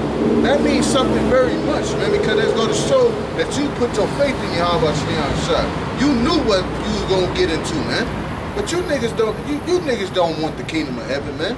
You want to stay on this side and make a name for yourself, man, which that's going to be a bad name. The elect going to make a good name for themselves, man. Well, and this is the time where all these scriptures are going to come out against these guys. Now we're at the end. What's happening to these guys are getting exposed. Sellouts, these agents. Because if you sold out, that's equivalent to you siding with the devil. So you still sold. Look what happened to Mayweather. These Israelites. This is the time, man, where they all getting exposed. And they all getting hit with these scriptures. You sided with the devil. Now what you got to say? Now it's time to pay. The devil's gonna show you in the end, I never liked you, nigga. Yeah. Right? The scriptures literally say, oh, can you give me, yes, I think it's right there. Is this right there? We're already right here. Right. Yeah, that's what I want. You had a precept, and then you go finish that. Just to back the point, this is the book of Luke, chapter 6, and verse 22. Blessed are ye when men shall hate you, and when they shall separate you from their company, and shall reproach you, and cast out your name as evil, for the Son of Man's sake. Rejoice ye in that day, and leap for joy, for behold, your reward is great in heaven. For in the like manner did their fathers.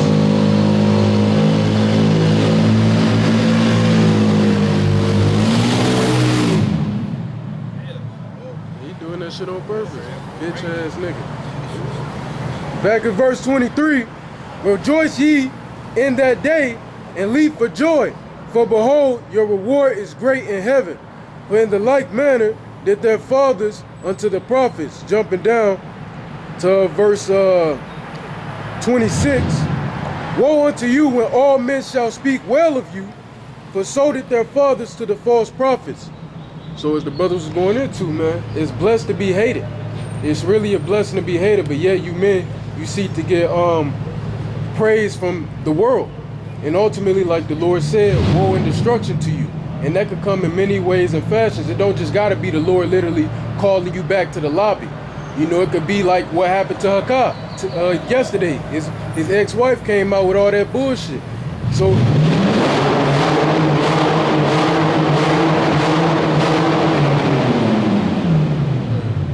anyways, situations like what happened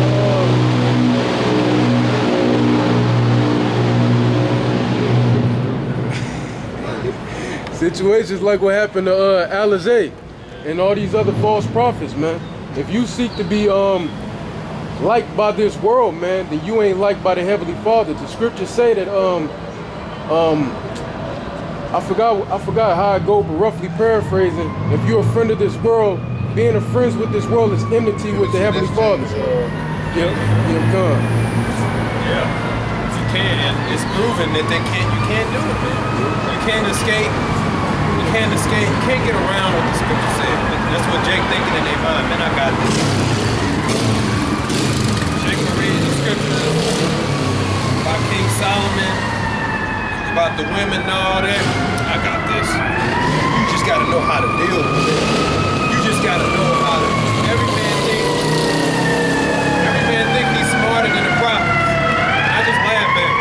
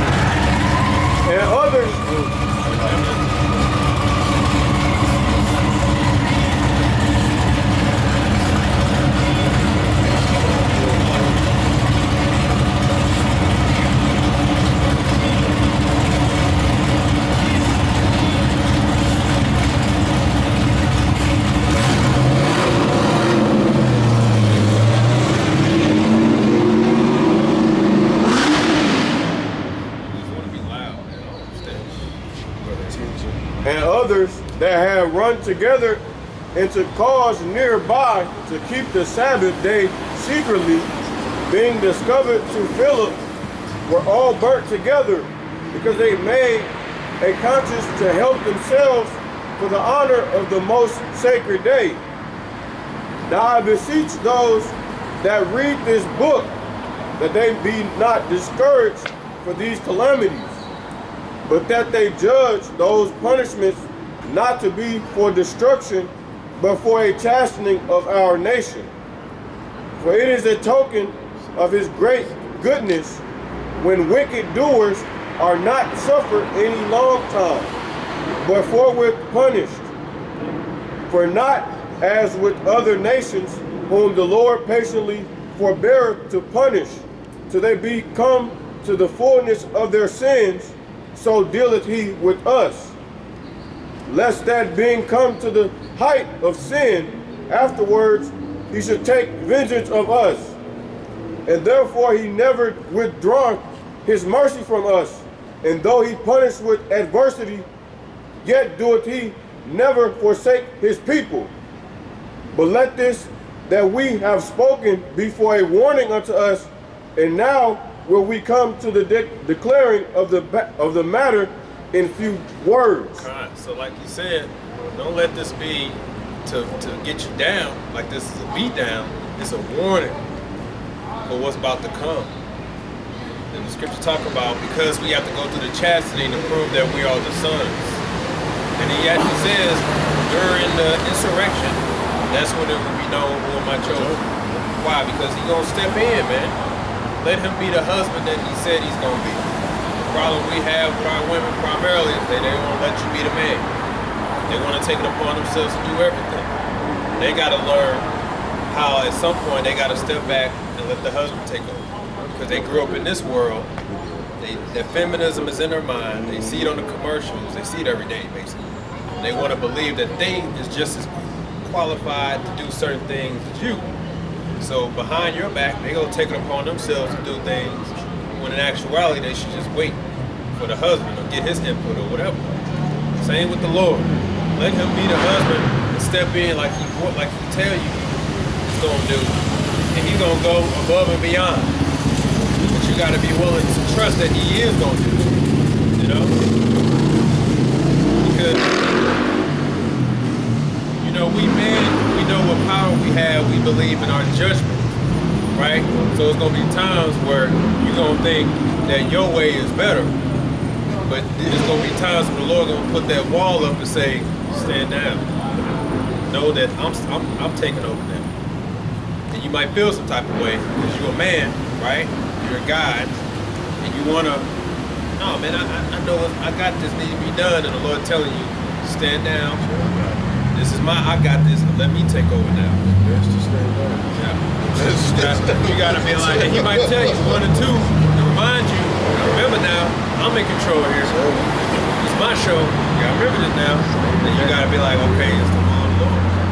That's the challenge, man. You gotta believe in that. God, to add to that point, when the Lord is stepping in, man, don't let your pride get in the way, man. You know, the Lord is going to help you out, man. The Lord is the reason why he put the hell on you, man. Let the Lord do his thing, man. It's the reason why the Lord put you through that fire, man. Okay? Don't resist it. Just deal with it. Marinate in it, man. It's part of the refining process, man. To make us better than what we was before, man. And I got a quick precept, if I may. This is 2nd Ezra 16 and verse 74, because the brother mentioned like we are the Lord's woman. You know, let the Lord do his thing. And it says, "Hear, O ye my beloved, saith the Lord, behold, the days of trouble are at hand, but I will deliver you from the same. Be ye not afraid, neither doubt, for Yahweh is your God, and a guide of them who keep my commandments and precepts, saith the Lord Yahweh. Let not your sins weigh you down, and let not your iniquities lift up themselves. Woe be unto them that are bound with their sins and covered with their iniquities, like as the field is covered over with bushes, and the path thereof covered with thorns, that no man may travail through. It is left undressed, and it is cast into the fire to be consumed therewith." So look, the Lord is telling you that he is going to guide us, because the Lord already let us know that the days of trouble are coming, man. But you got to trust Yahweh Shemiah Shai, man. You got to make Yahweh Shemiah Shai your refuge, man. Your habitation, man. Your safe haven, man. Okay? Because if you're not doing that, man, then you're going to be consumed, as it said right here. It's going to be left undressed and going to be consumed by that fire, man.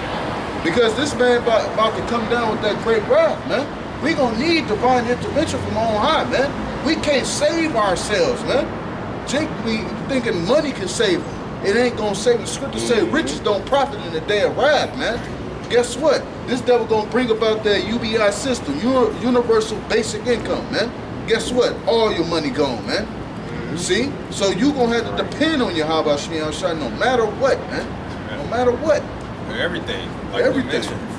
The jab, they're trying to get rid of the exemption. So all y'all that's in those fields where you know if they mandated before, the next time they do it and they say no exemption, what you gonna do? These are questions you gotta ask yourself. You gotta ask yourself that now, okay? Because if they eventually, because that's what they're trying to do anyway.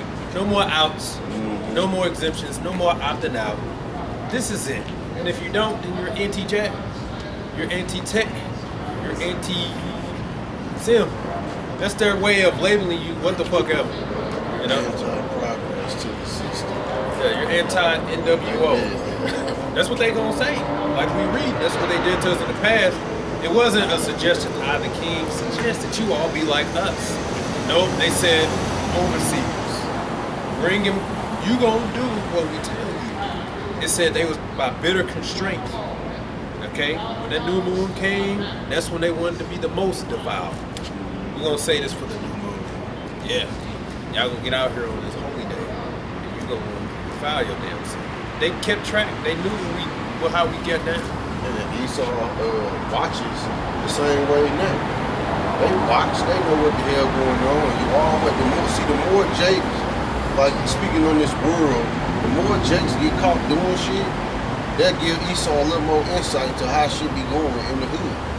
How things be going down with the Israelites, even in the community. You know, being a part of this troop. They watching. They know, okay, they gather, they this, feast. Esau knows all this, man. He know about this. The scriptures say that he's a man that neither keepeth at home. And that's also his little insecurity for being the wicked, the base creature. He want everybody to be like him. That's why when those holidays come around, they get upset if you don't celebrate Christmas, if you don't say Merry Christmas and all that. You just neutral, or you don't give a damn. They don't like that. Because they're like, why aren't you like me? You need to celebrate these holidays. I want to see you go above and beyond and come to these feasts. You know, how come every time we have a celebration, a holiday celebration on the job, and we go in the feast, you don't never show up? I don't like that. I want you in here too, partying, playing, saying Merry Thanksgiving or what the fuck. Because in the back of mind they know, yeah, he ain't gonna show up. We don't like that. So he's all about encroachment and getting in your business. He's not okay with you not opting in, not being part of participant. He wants everybody to be a participant. He wants you all to be defiled like him. He's a damn sodomite who loves to sleep with little boys and animals. So you know what? It's gonna be legal because I'm not gonna be like this in the secret. It's gonna be legal. So now everybody can be like me. You know, a damn pedophile, bestiality, cannibal, you know, defile, wicked. The guy that Trump is pushing people to Yeah. Was it RFK? No, it was another Edomite guy. Red damn devil got caught sodomizing that young boy 3 years. And he admitted to it, and they was gonna give him a day in jail. They gave him 60 days, but he ended up doing less. And then now he's in. But I remember when I first came into it, I said, because I used to wonder, who are these people pushing these laws? And I'm like, it has to be something. They gotta have something on them, dangling it over their head to make them pass these laws. And yeah, they get these pedophiles and they put them in these offices and these positions for them to pass these laws and legislation and things of that such. If not, we're gonna out you. And that's basically how the whole system is ran. You black nigga. Yeah, that's the devil, especially the tiny hat. That's why Trump doing what he doing, because they said we're gonna release the Epstein, man. And that nigga already outed anyway, but he ain't got no backbone because you Edomites don't believe in justice. So you get bought out, you get sold out. Take the money from AIPAC. The so-called official over health is a transgender Amalekite. So you see, so what does that mean? Everybody's about to be defiled. In the schools, they teach your boys to be girls and your girls to be boys. Why do you think that is? Because they want everybody defiled. It's time to do LGBT history month. It's time to talk about famous Oh, we is in that month, ain't we? Yeah, I forgot See? all about it. What do you think they about to do? Push it even harder. And you better be glad technically your kids are out unless they in summer school.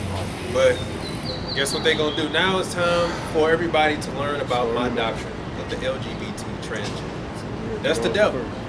He gonna make sure you gonna learn my doctrine, you know, and you gonna be defiled like me, you know. You should be like me, because I don't like, because that's what holy literally means, separate. We the separate people. That's why you read Wisdom of Solomon chapter 2, they just can't be okay in their wickedness in the back of their mind, yeah, but them Israelites, they condemn my way. Let's go after them. You know? That's why you're going to be a target, and that's why Yahushua was telling you, you're going to be a target because of the truth that I'm giving you. Understand that. And that's why he basically said, don't take it personal. It's because they hate me. You know? Can you find that for me, brother? I think that's John 15:15. So they hate me, so you gonna be. So basically, don't take it personal. But Israelites gonna get offended. Lord, I ain't signed up for this. This ain't right. My character. I'm being judged something I'm not. Yeah, that's the You truth. can do nothing. Yeah, I ain't doing nothing, Lord. This ain't right. Yeah, I got the scripture you was talking okay. about. Yeah. John chapter 15 and verse 18. If the world hate you, ye know that it hated me before it hated you. If you were of the world would love his own.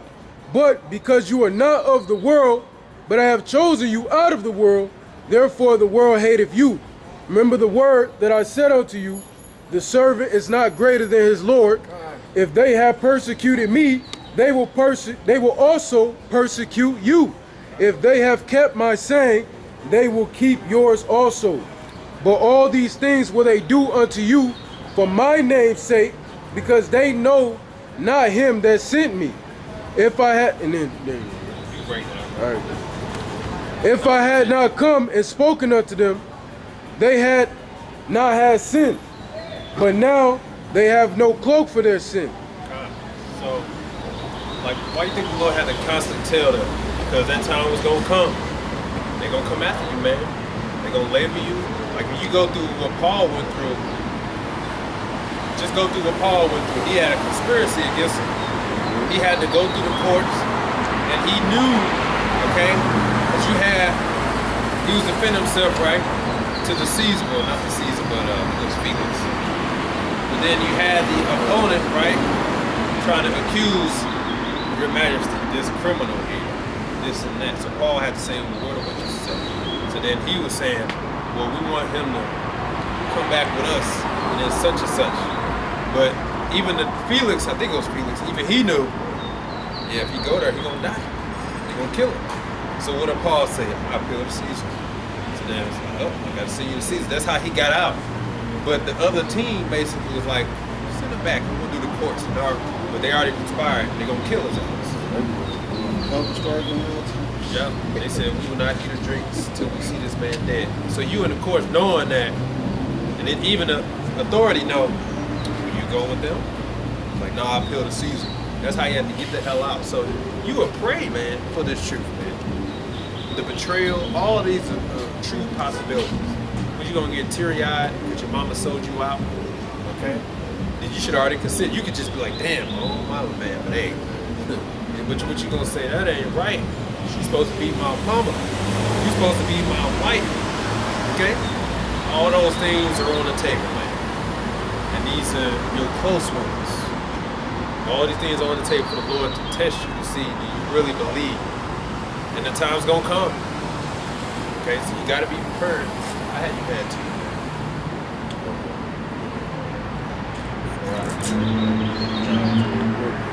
John, okay, you preached John 12. I think it was 40. What I think? It's talking about those in the world. This is Luke 21. I'm gonna start at verse 15. We'll start at verse 14. Select. And it says, settle it therefore in your hearts, not to meditate before ye shall answer.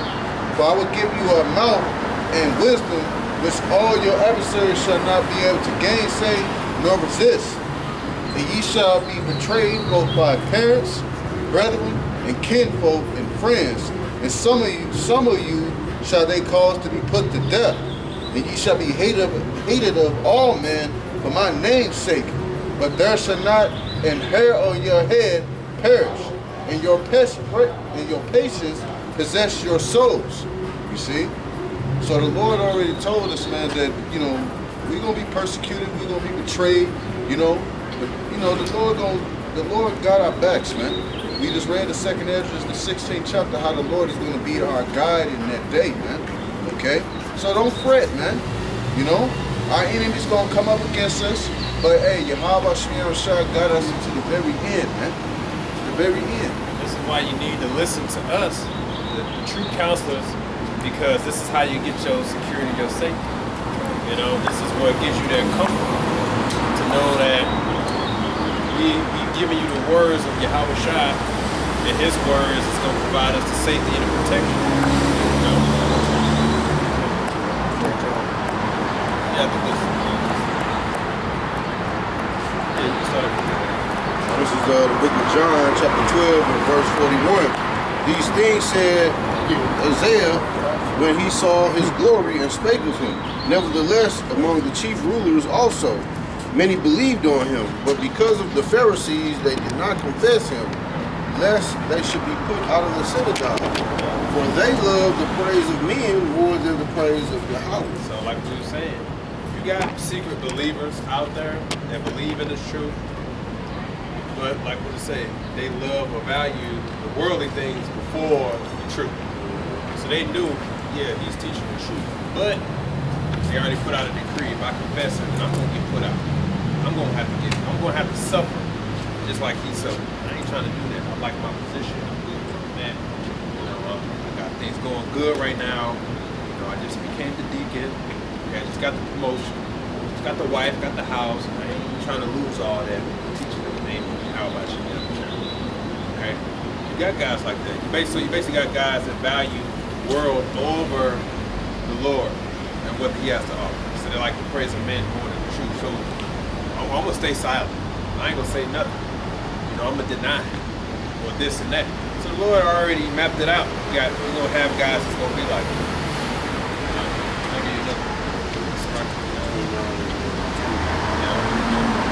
This is Ecclesiastes 29 and 21. The chief thing for life is water and bread and clothing, and in houses to cover shame. Right, so like we was talking about, those are the cheap things in life. Water, bread, house to cover shame. Right? That's what we need to survive. Every creature on earth needs that. When any of those things become in jeopardy, that's when the flesh starts to panic. Okay? And that's why you have to read the scriptures to understand that all those things come from Yahweh. Okay?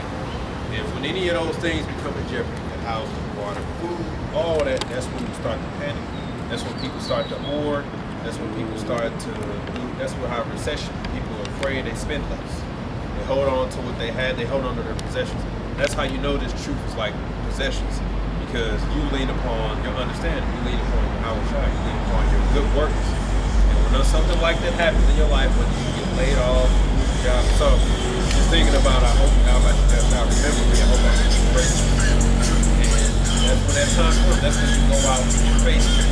And that's actually a lot of times, that's when you have to get to the next level. You have to, your back has to be pressed against the wall. And then that's when you perform. That's when you can bring out what's really in you already. But you gotta be in a situation. You gotta be uncomfortable, right? Listen to any testimony of some celebrity, how they came from the gutter. That's because they had no choice. They had to perform. They didn't know how they could eat, so they have to do it. So a lot of times, that's how you can get pushed to the next level. But that comfort has to be taken out. You know, it's like we call it Vegeta training. If he wanted to be Super Saiyan, how did he push himself?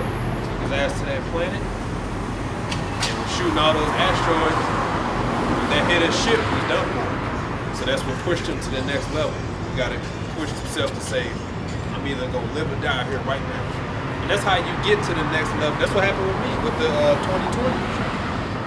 I had to go in faith. Lord, I'm in your hands now. It's time to go. I don't understand this and that. And then now you focus, and I'm in a better position than before. And I have to give thanks to Yahweh for coming through that. But you'll never know that if you stick to your comfort. And just, I'm just going to give in every time because I'm good right now. So that's how you got to advance yourself at times. You got to be uncomfortable to get to that. But it can be scary because it's unknown, and that's what scares people, the unknown, especially women. It's the unknown, nobody knows what's gonna happen, so you wanna go the easiest route to ensure future security, you know, which is going through basically bowing down. That's why you shouldn't doubt how much you shot. Because when that spirit of doubt comes in, that means you are being unfaithful. You gotta believe Yahweh Shai will do everything that he said he's going to do. The scriptures say, when man, things are impossible, but with Yahweh Shai, all things are possible. Man.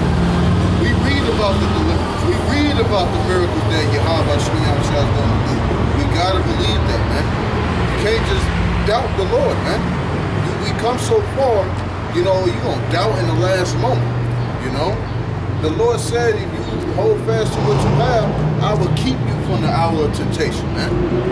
You know, you just got to believe that and have faith, man. This is the book of Ecclesiasticus, chapter 13, starting at the 2nd verse.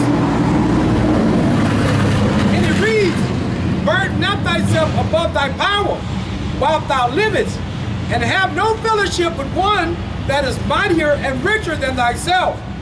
For how agree the kettle and the earthen pot together? For if the one be smitten against the other, it shall be broken. The rich man hath done wrong, and yet he threatened with all. The poor was wrong, and he must entreat also. If thou be for his profit, he will use thee. But if thou have nothing, he will forsake thee. Like we was talking about Floyd, that's why he got used. Yeah. Used and abused, because he thought, oh, I'm teaming up with the devil, I'm secure. So you chose to side with the devil, and he's a damn murderer. You didn't want to care about the news, you didn't want to care about nothing that's going on in the world. You didn't want to think what you was doing before. You just said, I need to secure my bag. Right. So this is what I'm going to do. And now you got to pay for it.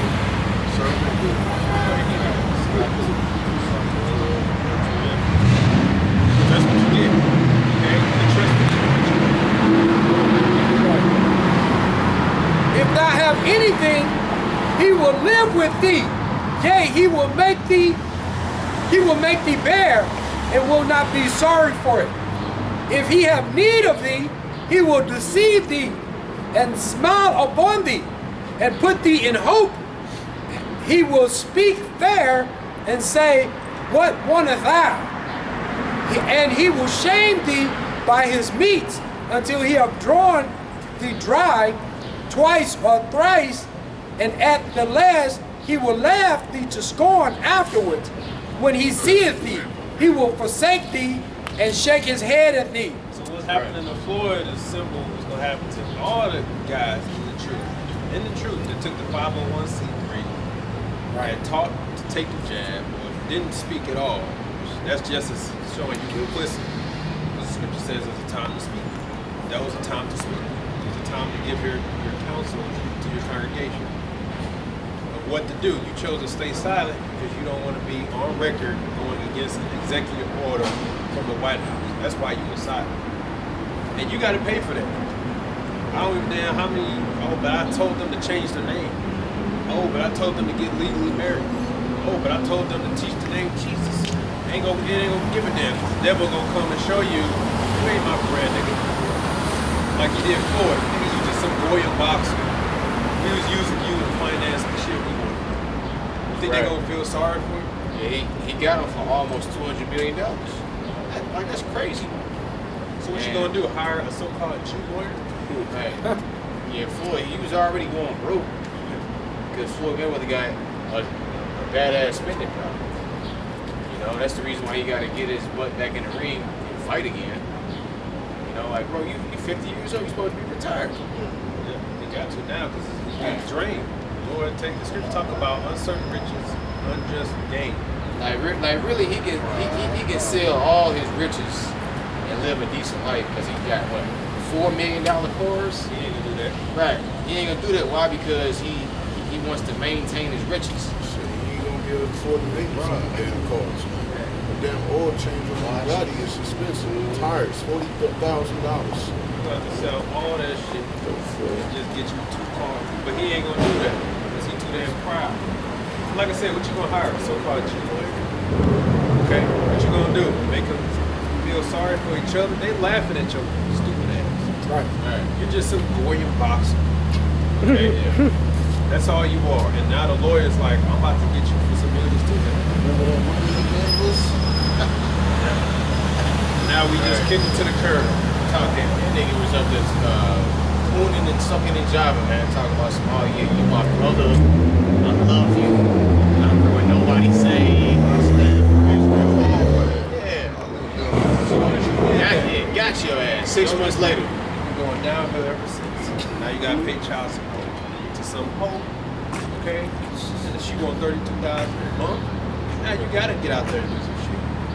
IRS put a 7 million lien on your shit, so they guess what? You ain't selling shit till they get their shit. They coming after you, man. They don't give a damn.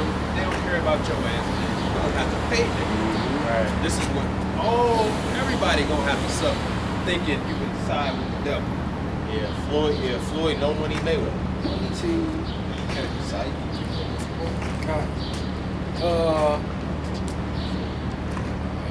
Okay, it says back in Ecclesiastes chapter 13 and verse 8, it says, beware that thou be not deceived and brought down by thy jollity. If thou be invited of a mighty man, withdraw thyself, and so much the more will he invite thee. Press thou not upon him, lest thou be put back. Stand not afar off, lest thou be forgotten.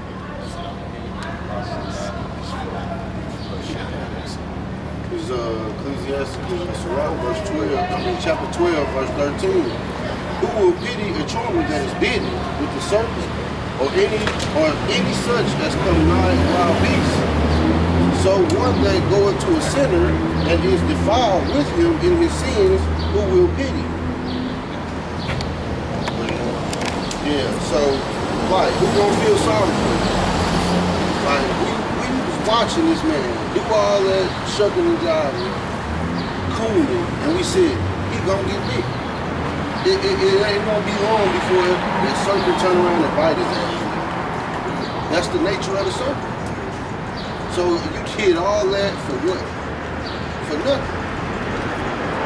That's why the Lord pronounced evil against our people who join themselves into Egypt, which is America. And you strengthen yourselves in them because you're saying, we're going to take this man down. If you join into the devil, you're going to be secure. Well, that's exactly what Floyd did. He sided with the murderers. He said, these people are murdering and genocide in broad daylight. I side with them. Who's going to take me down? Well, now you're getting big. So all Israel, even the black woman's here now, she getting kicked to the curb. Now there's constant news videos. Single mothers in the top demographic of struggle. You know, guaranteed they had a good, cushy government job. They did something, right? Got murdered, got vested. Now they the #1 demographic of suffering. Why? Because they trusted in Egypt. I thought they were strong and independent. Smartest. You said what now? They're the smartest, right? They got the most degrees. The most degrees, they got the most homes. Yeah, there's something called house poor. You didn't know. That means you can barely afford. You really can't afford the house. Okay. You're supposed to pay for the house, but the house paying. You're supposed to pay. The house supposed to pay you, but you paying the house. You know. And so you got to make smart decisions. But now they're the most vulnerable demographic, the most poor. Nobody gonna protect us. They trying to indoctrinate kids. You need to protect more than just your mama and your sister. When they act like that, it's because they see the doors are closing. So now they paranoid. Somebody gonna protect them. You know, somebody gonna go out their way to protect them. You know, now it's like, where's your husband? Why I gotta be your husband? You ain't doing that shit. Now you need to find some type of security. It's really, now you need to come up under some order. Because y'all so goddamn proud. You still hold on to the society. That's why you really want America to continue, because this is how you get your power over Adam. But like we told you, now the devil got no more use for you, so he's kicking your ass to the curb. Everybody joined the kicking all y'all asses to the curb. Because he look at all of y'all are just loyal, y'all are just slaves. We care about the rich and we can lead. That's all we care about. I got a precept. This is Matthew chapter 19, verse 23. Then said Yahushua to his disciples, verily I say unto you that a rich man shall hardly enter into the kingdom of heaven. And again I say unto you, it is easier for a camel to go through the eye of a needle than for a rich man to enter into the kingdom of Yahweh. Right, so it's easy for that camel to go through the eye of a needle. It's not, I used to think it was an actual needle. And then when I did the research, it's basically like the entrance to a city, the camel has to duck down and go into the city. And the camel is a very stubborn animal. You know, they damn near like jackasses. You know. Yeah. reason it's hard because you have to sacrifice. And they don't want to sacrifice. Come in as truth. Wherever you, like Kyrie Irving had to figure that out. He thought he could just tweet whatever he wanted. He put out a tweet that linked real Jews to being Negroes. They came after him. Right. What did he ultimately do? I quit. Yeah, I'm just here to focus on the game.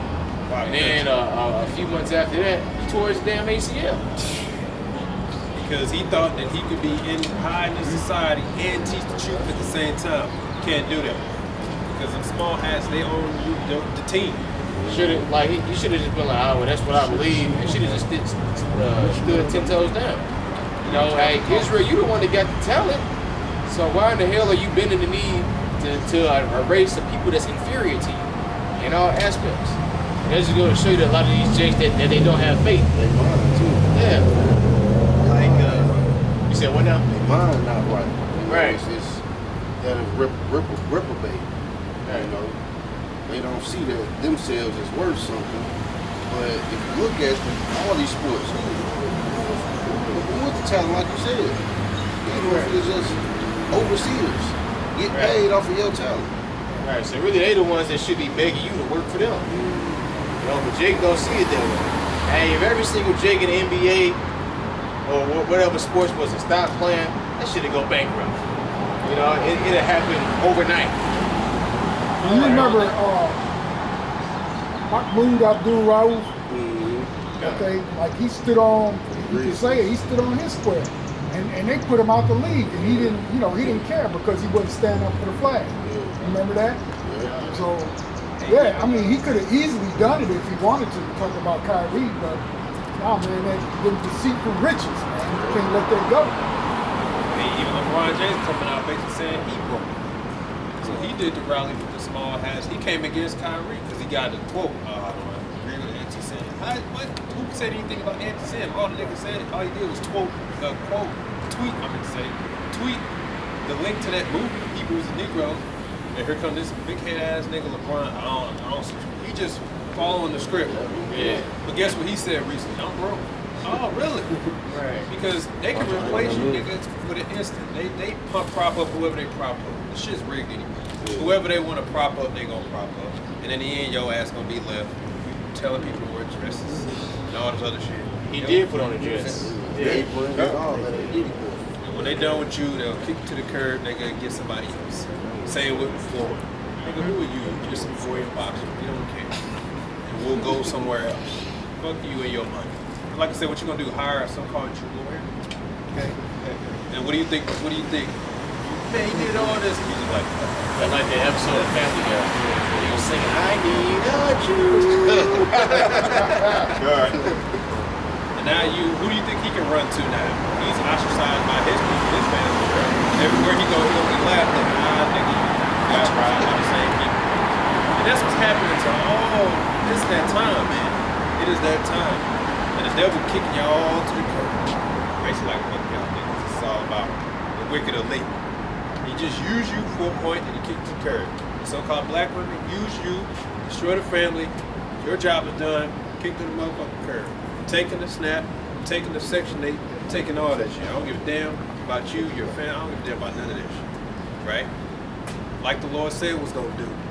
This is what you get for trusting in Egypt, man. You're gonna eventually backstab him. He's a fucking snake. But you thought you were special. You thought you were different. You took his goodies. Right?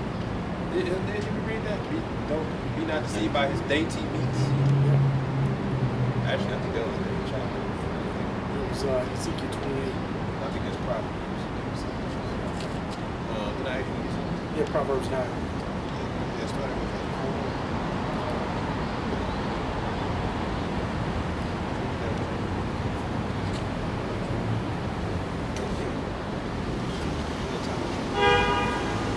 Proverbs 9:4. Yeah. This is the book of Proverbs, chapter 9, starting at the 4th verse, and it reads, who is simple? Let him turn in hither. And this is talking about wisdom, right? It says, as for him that wanteth understanding, she says to him, come, eat of my bread, and drink of the wine which I have mingled. Forsake the foolish and live. and go in the way of understanding. He that reproveth a scorner getteth to himself shame, and he that rebuketh a wicked man getteth himself a blot. Reprove not a scorner, lest he hate thee. Rebuke a wise man, and he will love thee.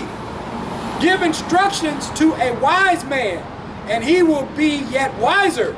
Teach a just man, and he will increase in learning. The fear of the Lord Yahweh is the beginning of wisdom, and the knowledge of the holy is understanding. Right, so like we opened up, in the multitude of counselors, there is safety. This is the wisdom you need to take heed to that's going to keep you safe. Because like all the scriptures we covered, it's all about up here. It's all about where you at up here. All that money, all that ain't going to mean nothing if up here you're afraid, you get easily startled, your possessions, because your life is really, people care about their possessions. And when the possessions start to slip, that's when people start to panic. I ain't got nothing, you know. You hear that all the time. So possessions to a lot of people lose their possessions to off themselves, man. And a lot of people may hold their life as their most precious possession, or their family, or their things, and it leaves there and they lose their mind. So it's all about up here. That's why the best approach is really Stoicism. Okay? Stoics, basically that's what they practice. That you use the world for what they are, and you're okay with them just leaving. Things come, things go. As a man, your hardest possession is going to be the women. Because you want to keep them, and you want to lock them down, and you want them to, basically you want to tame them. You can't tame these hoes.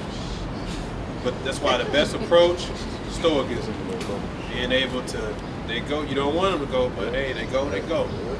It's your mentality that keeps you going. That's what's going to get you through everything. It's all about up here. And the scriptures is the ultimate Stoicism. They was learning from the scriptures. Okay, they was learning from the men of the Lord. They all, look, the scriptures tell you, he that can rule his own spirit. I was actually holding that. Oh, go ahead. It's like he was one of the scriptures I was about to give. This is it all depends on how you react in the situation. That's what it's all about. That's what determines where you at in your mind. How do you react to adversity, tribulation? You got to figure that out for yourself. You got to self-reflect. Was I tripping? Did I lose faith a little bit? Was I a little afraid? That's how the Lord put you through your test. So you can see where you're at. You know what I'm saying? Yeah. Proverbs 25:28. He that have no rule over his own spirit is like a city that is broken down and without walls. Alright, so yeah. So meaning if you don't got those boundaries, anybody can just lollygag into your space and just do whatever, you know? So that's why you have to have those spiritual boundaries. Those doctrines and ideologies and philosophies. Right. It goes from dealing with women too. Because these women, they love men with boundaries. Why? Because she wants to see if she can break them. You know, it's like a game to these hoes, right? Once they succeed, they go into the next cycle. You know, it's a game to them. Right. So yeah, and the scriptures put you up on game about how to deal with women, whatever it is. Did everything for her. That's why she did all Right. So the best approach is to basically be Stoicism. You know what I'm saying? Be willing to say, it goes. I don't want to, but it go. You go about it like Abraham. You go in there, you go in everything with the faith of Abraham. You can't lose. We already said he was willing to give up everything, and the Lord preserved those very same things. So if you're willing to give it up all, the Lord can save those things. So you can't.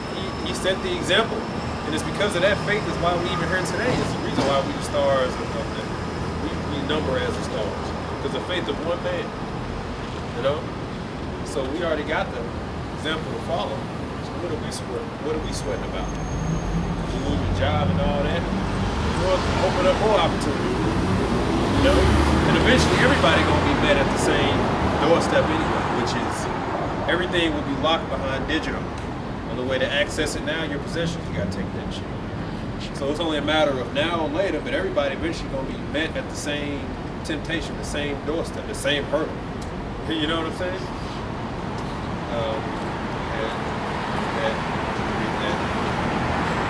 Proverbs 23:1. When thou sittest to eat with the ruler, consider diligently what is before thee, and put a knife to thy throat if thou be a man given to appetite. Be not desirous of his dainties, for they are deceitful meat. Labor not to be rich, cease from thine own wisdom. Wilt thou set thine eyes upon that which is not? For certainly riches make themselves wings, they fly away as an eagle toward heaven. Eat thou not the bread of him that hath an evil eye, neither desire thou his dainty meats. For as he thinketh in his heart, so is he. Eat and drink, saith he to thee, but his heart is not with thee. The morsel which thou hast eaten thou shalt vomit up, and lose thy sweet words. So you see, everything you ate, you gotta vomit all back up. He's coming to collect everything you got, because the devil, Satan, can bless you too. But just know he's coming to take it all back, and that's going to be at a cost. Okay? So if Floyd knew this, he wouldn't have been in the same bed as those devils. But he jumped in the same bed, and now he's vomiting everything back up. And their pride, that is so much worse. Shitting on people, talking all this, and now look at you.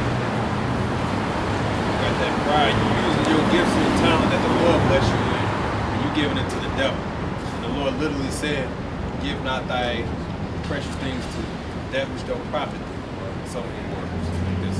How does that go?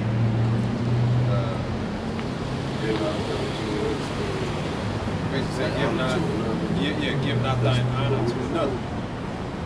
You know, that's basically what he did. He took his gifts and talent that he gave, and he gave it to the devil, basically, and used it for the devil. Now the devil's coming to collect. Like, and that just goes to show you that he a punk, because, like, why would I give my riches for another man to manage them? You know what I mean? Because he thought he was on the winning team, and we the suckers. You know? Yep. Now who's the sucker? See? Like, I don't need another man to manage my money for me.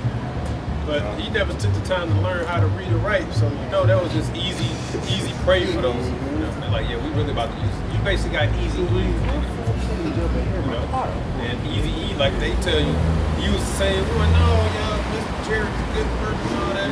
Then he did the books. Money's missing, you know. What he say? Oh, it's just business.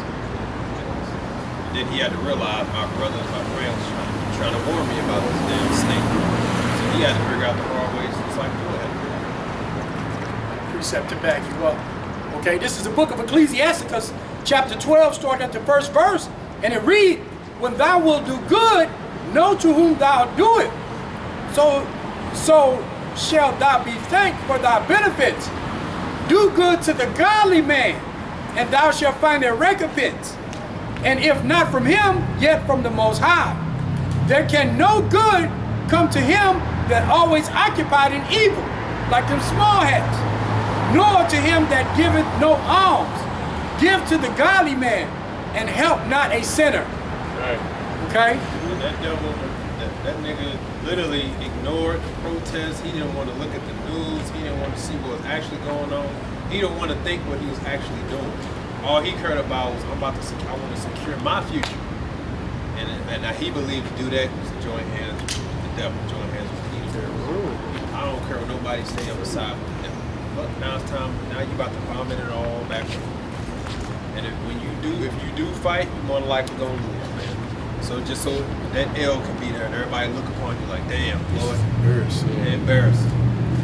If he was thinking before he invested his money, he should have seen how them people was living over there, how they oppressed them people over there in Gaza.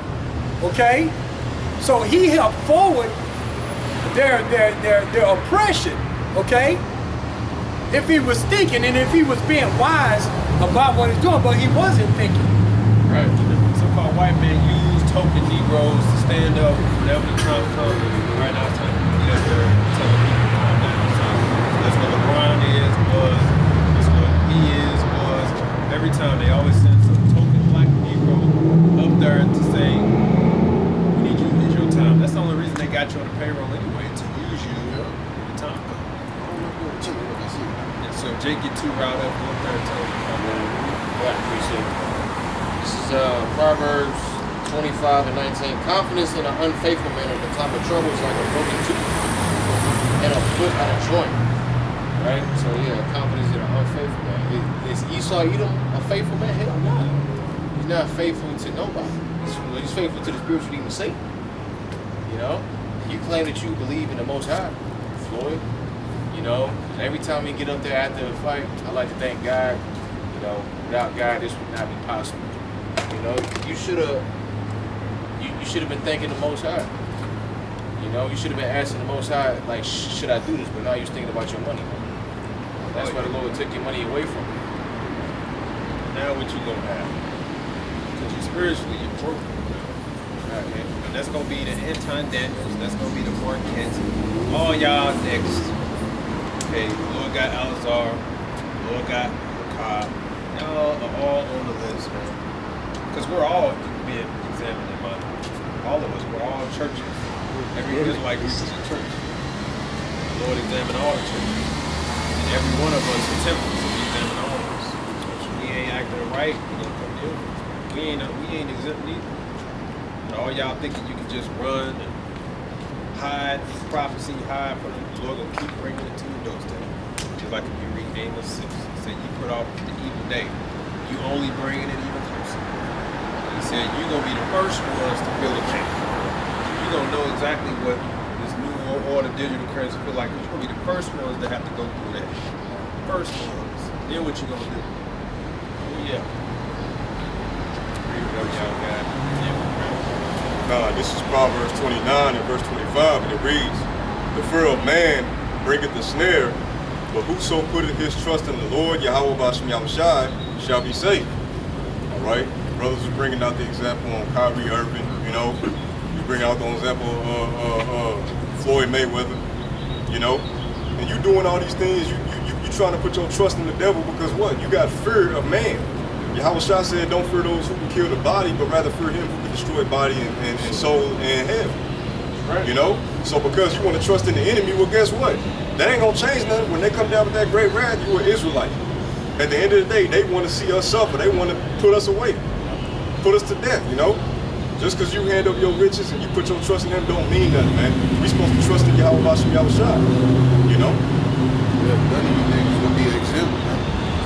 When this devil come down with that great wrath, everybody's labeled under the same boat. Right. Okay? It don't matter if you change up the doctrine. Guess what? You're gonna be labeled the same, man.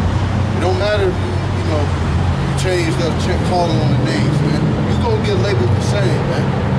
Okay, so you niggas did all that switching and changing, trimming your ways to seek love, just to all get that wrath upon you from the same devil, man.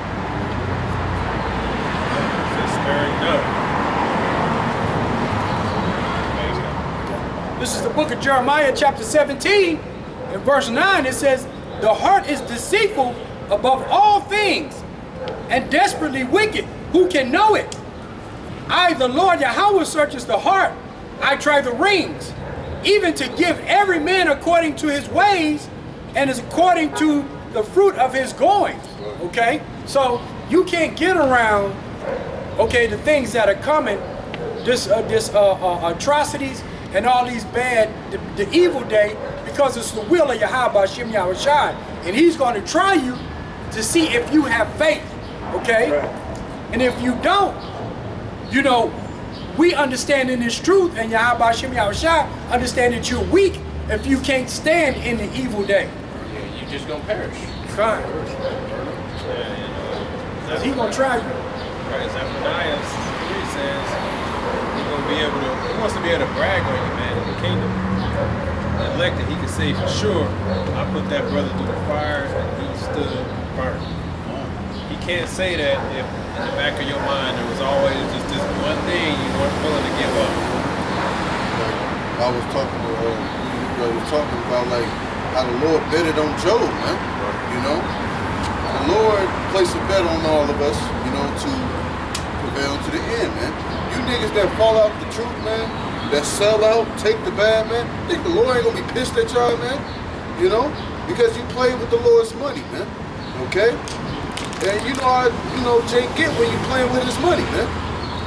You know, you're gonna have to pay it back some kind of way, man. And hey, the Lord gonna choose your life, man. With interest. With interest, man. Yeah, just like you took the name away, really, because you wanted the money, because you believe that money you're gonna need the money to travel the world to teach the world. So you didn't trust that the Lord would get the name where He wants it to get. And the Lord already got the name there. That's why when they went to, it wasn't Fiji. It was always brothers. There was already brothers. When IUIC went to Fiji, there was already brothers down there saying, "No, it's Yahweh." His name made a clip. He was like, the name doctrine is always the main madness has reached Fiji. And guess what? None of us been to Fiji. Yeah. I wouldn't even know Fiji exists if it wasn't for the Truman Show. So the Lord made it to where the name already got there before you brought y'all black asses down there, showing you He don't need y'all. He don't need us to get His word out. You would think though, because you know He's thinking, how the hell they get the name? The boat captain ain't going down there. You're damn right we ain't go down there. But the name is already there to rebuke you and say, nah, man, it's Yahweh. It's the internet. The internet is, the Lord created the internet to do most of the heavy lifting, man. The Lord made the job easy for us, man. You gotta think about it. We had to travel to these different parts of the world, man. You know, going to these different countries, man. You know, you gonna run into King and Shaq, man. You know, it's gonna be. That's why the Lord gave us the internet to do the internet to do most of the heavy lifting, man. Jake make the job more difficult, man. Now I gotta go to Egypt to tell the Israelites. You don't gotta do all that, man. The internet gonna do most of the heavy lifting, man. We have to do that. Now that's the miracle of the Lord. That's the whole enemies to behold. See, even though we got the vaccine, like, look at where we went. We went to travel. We got the vaccine to travel to Kenya. To get stoned. So they could get stoned. They need us. They need us to do. We have to. Yahweh said, "Ye can pass sea and land to make one proselyte. You're just trying to make a child of hell worse than you. You're just trying to brag. See, I'm our apostles, I'm our disciples, I'm our disciples. The Lord don't need you for shit, man. He don't even need us. Right? He can make. Said if we stop, He'll make the stones cry out. The stones can't speak. They're gonna speak. Okay, to get His word. You can use the birds, man. And they'll do a better job than all of us. One of them than it is of us. Okay, they can be on every blog, every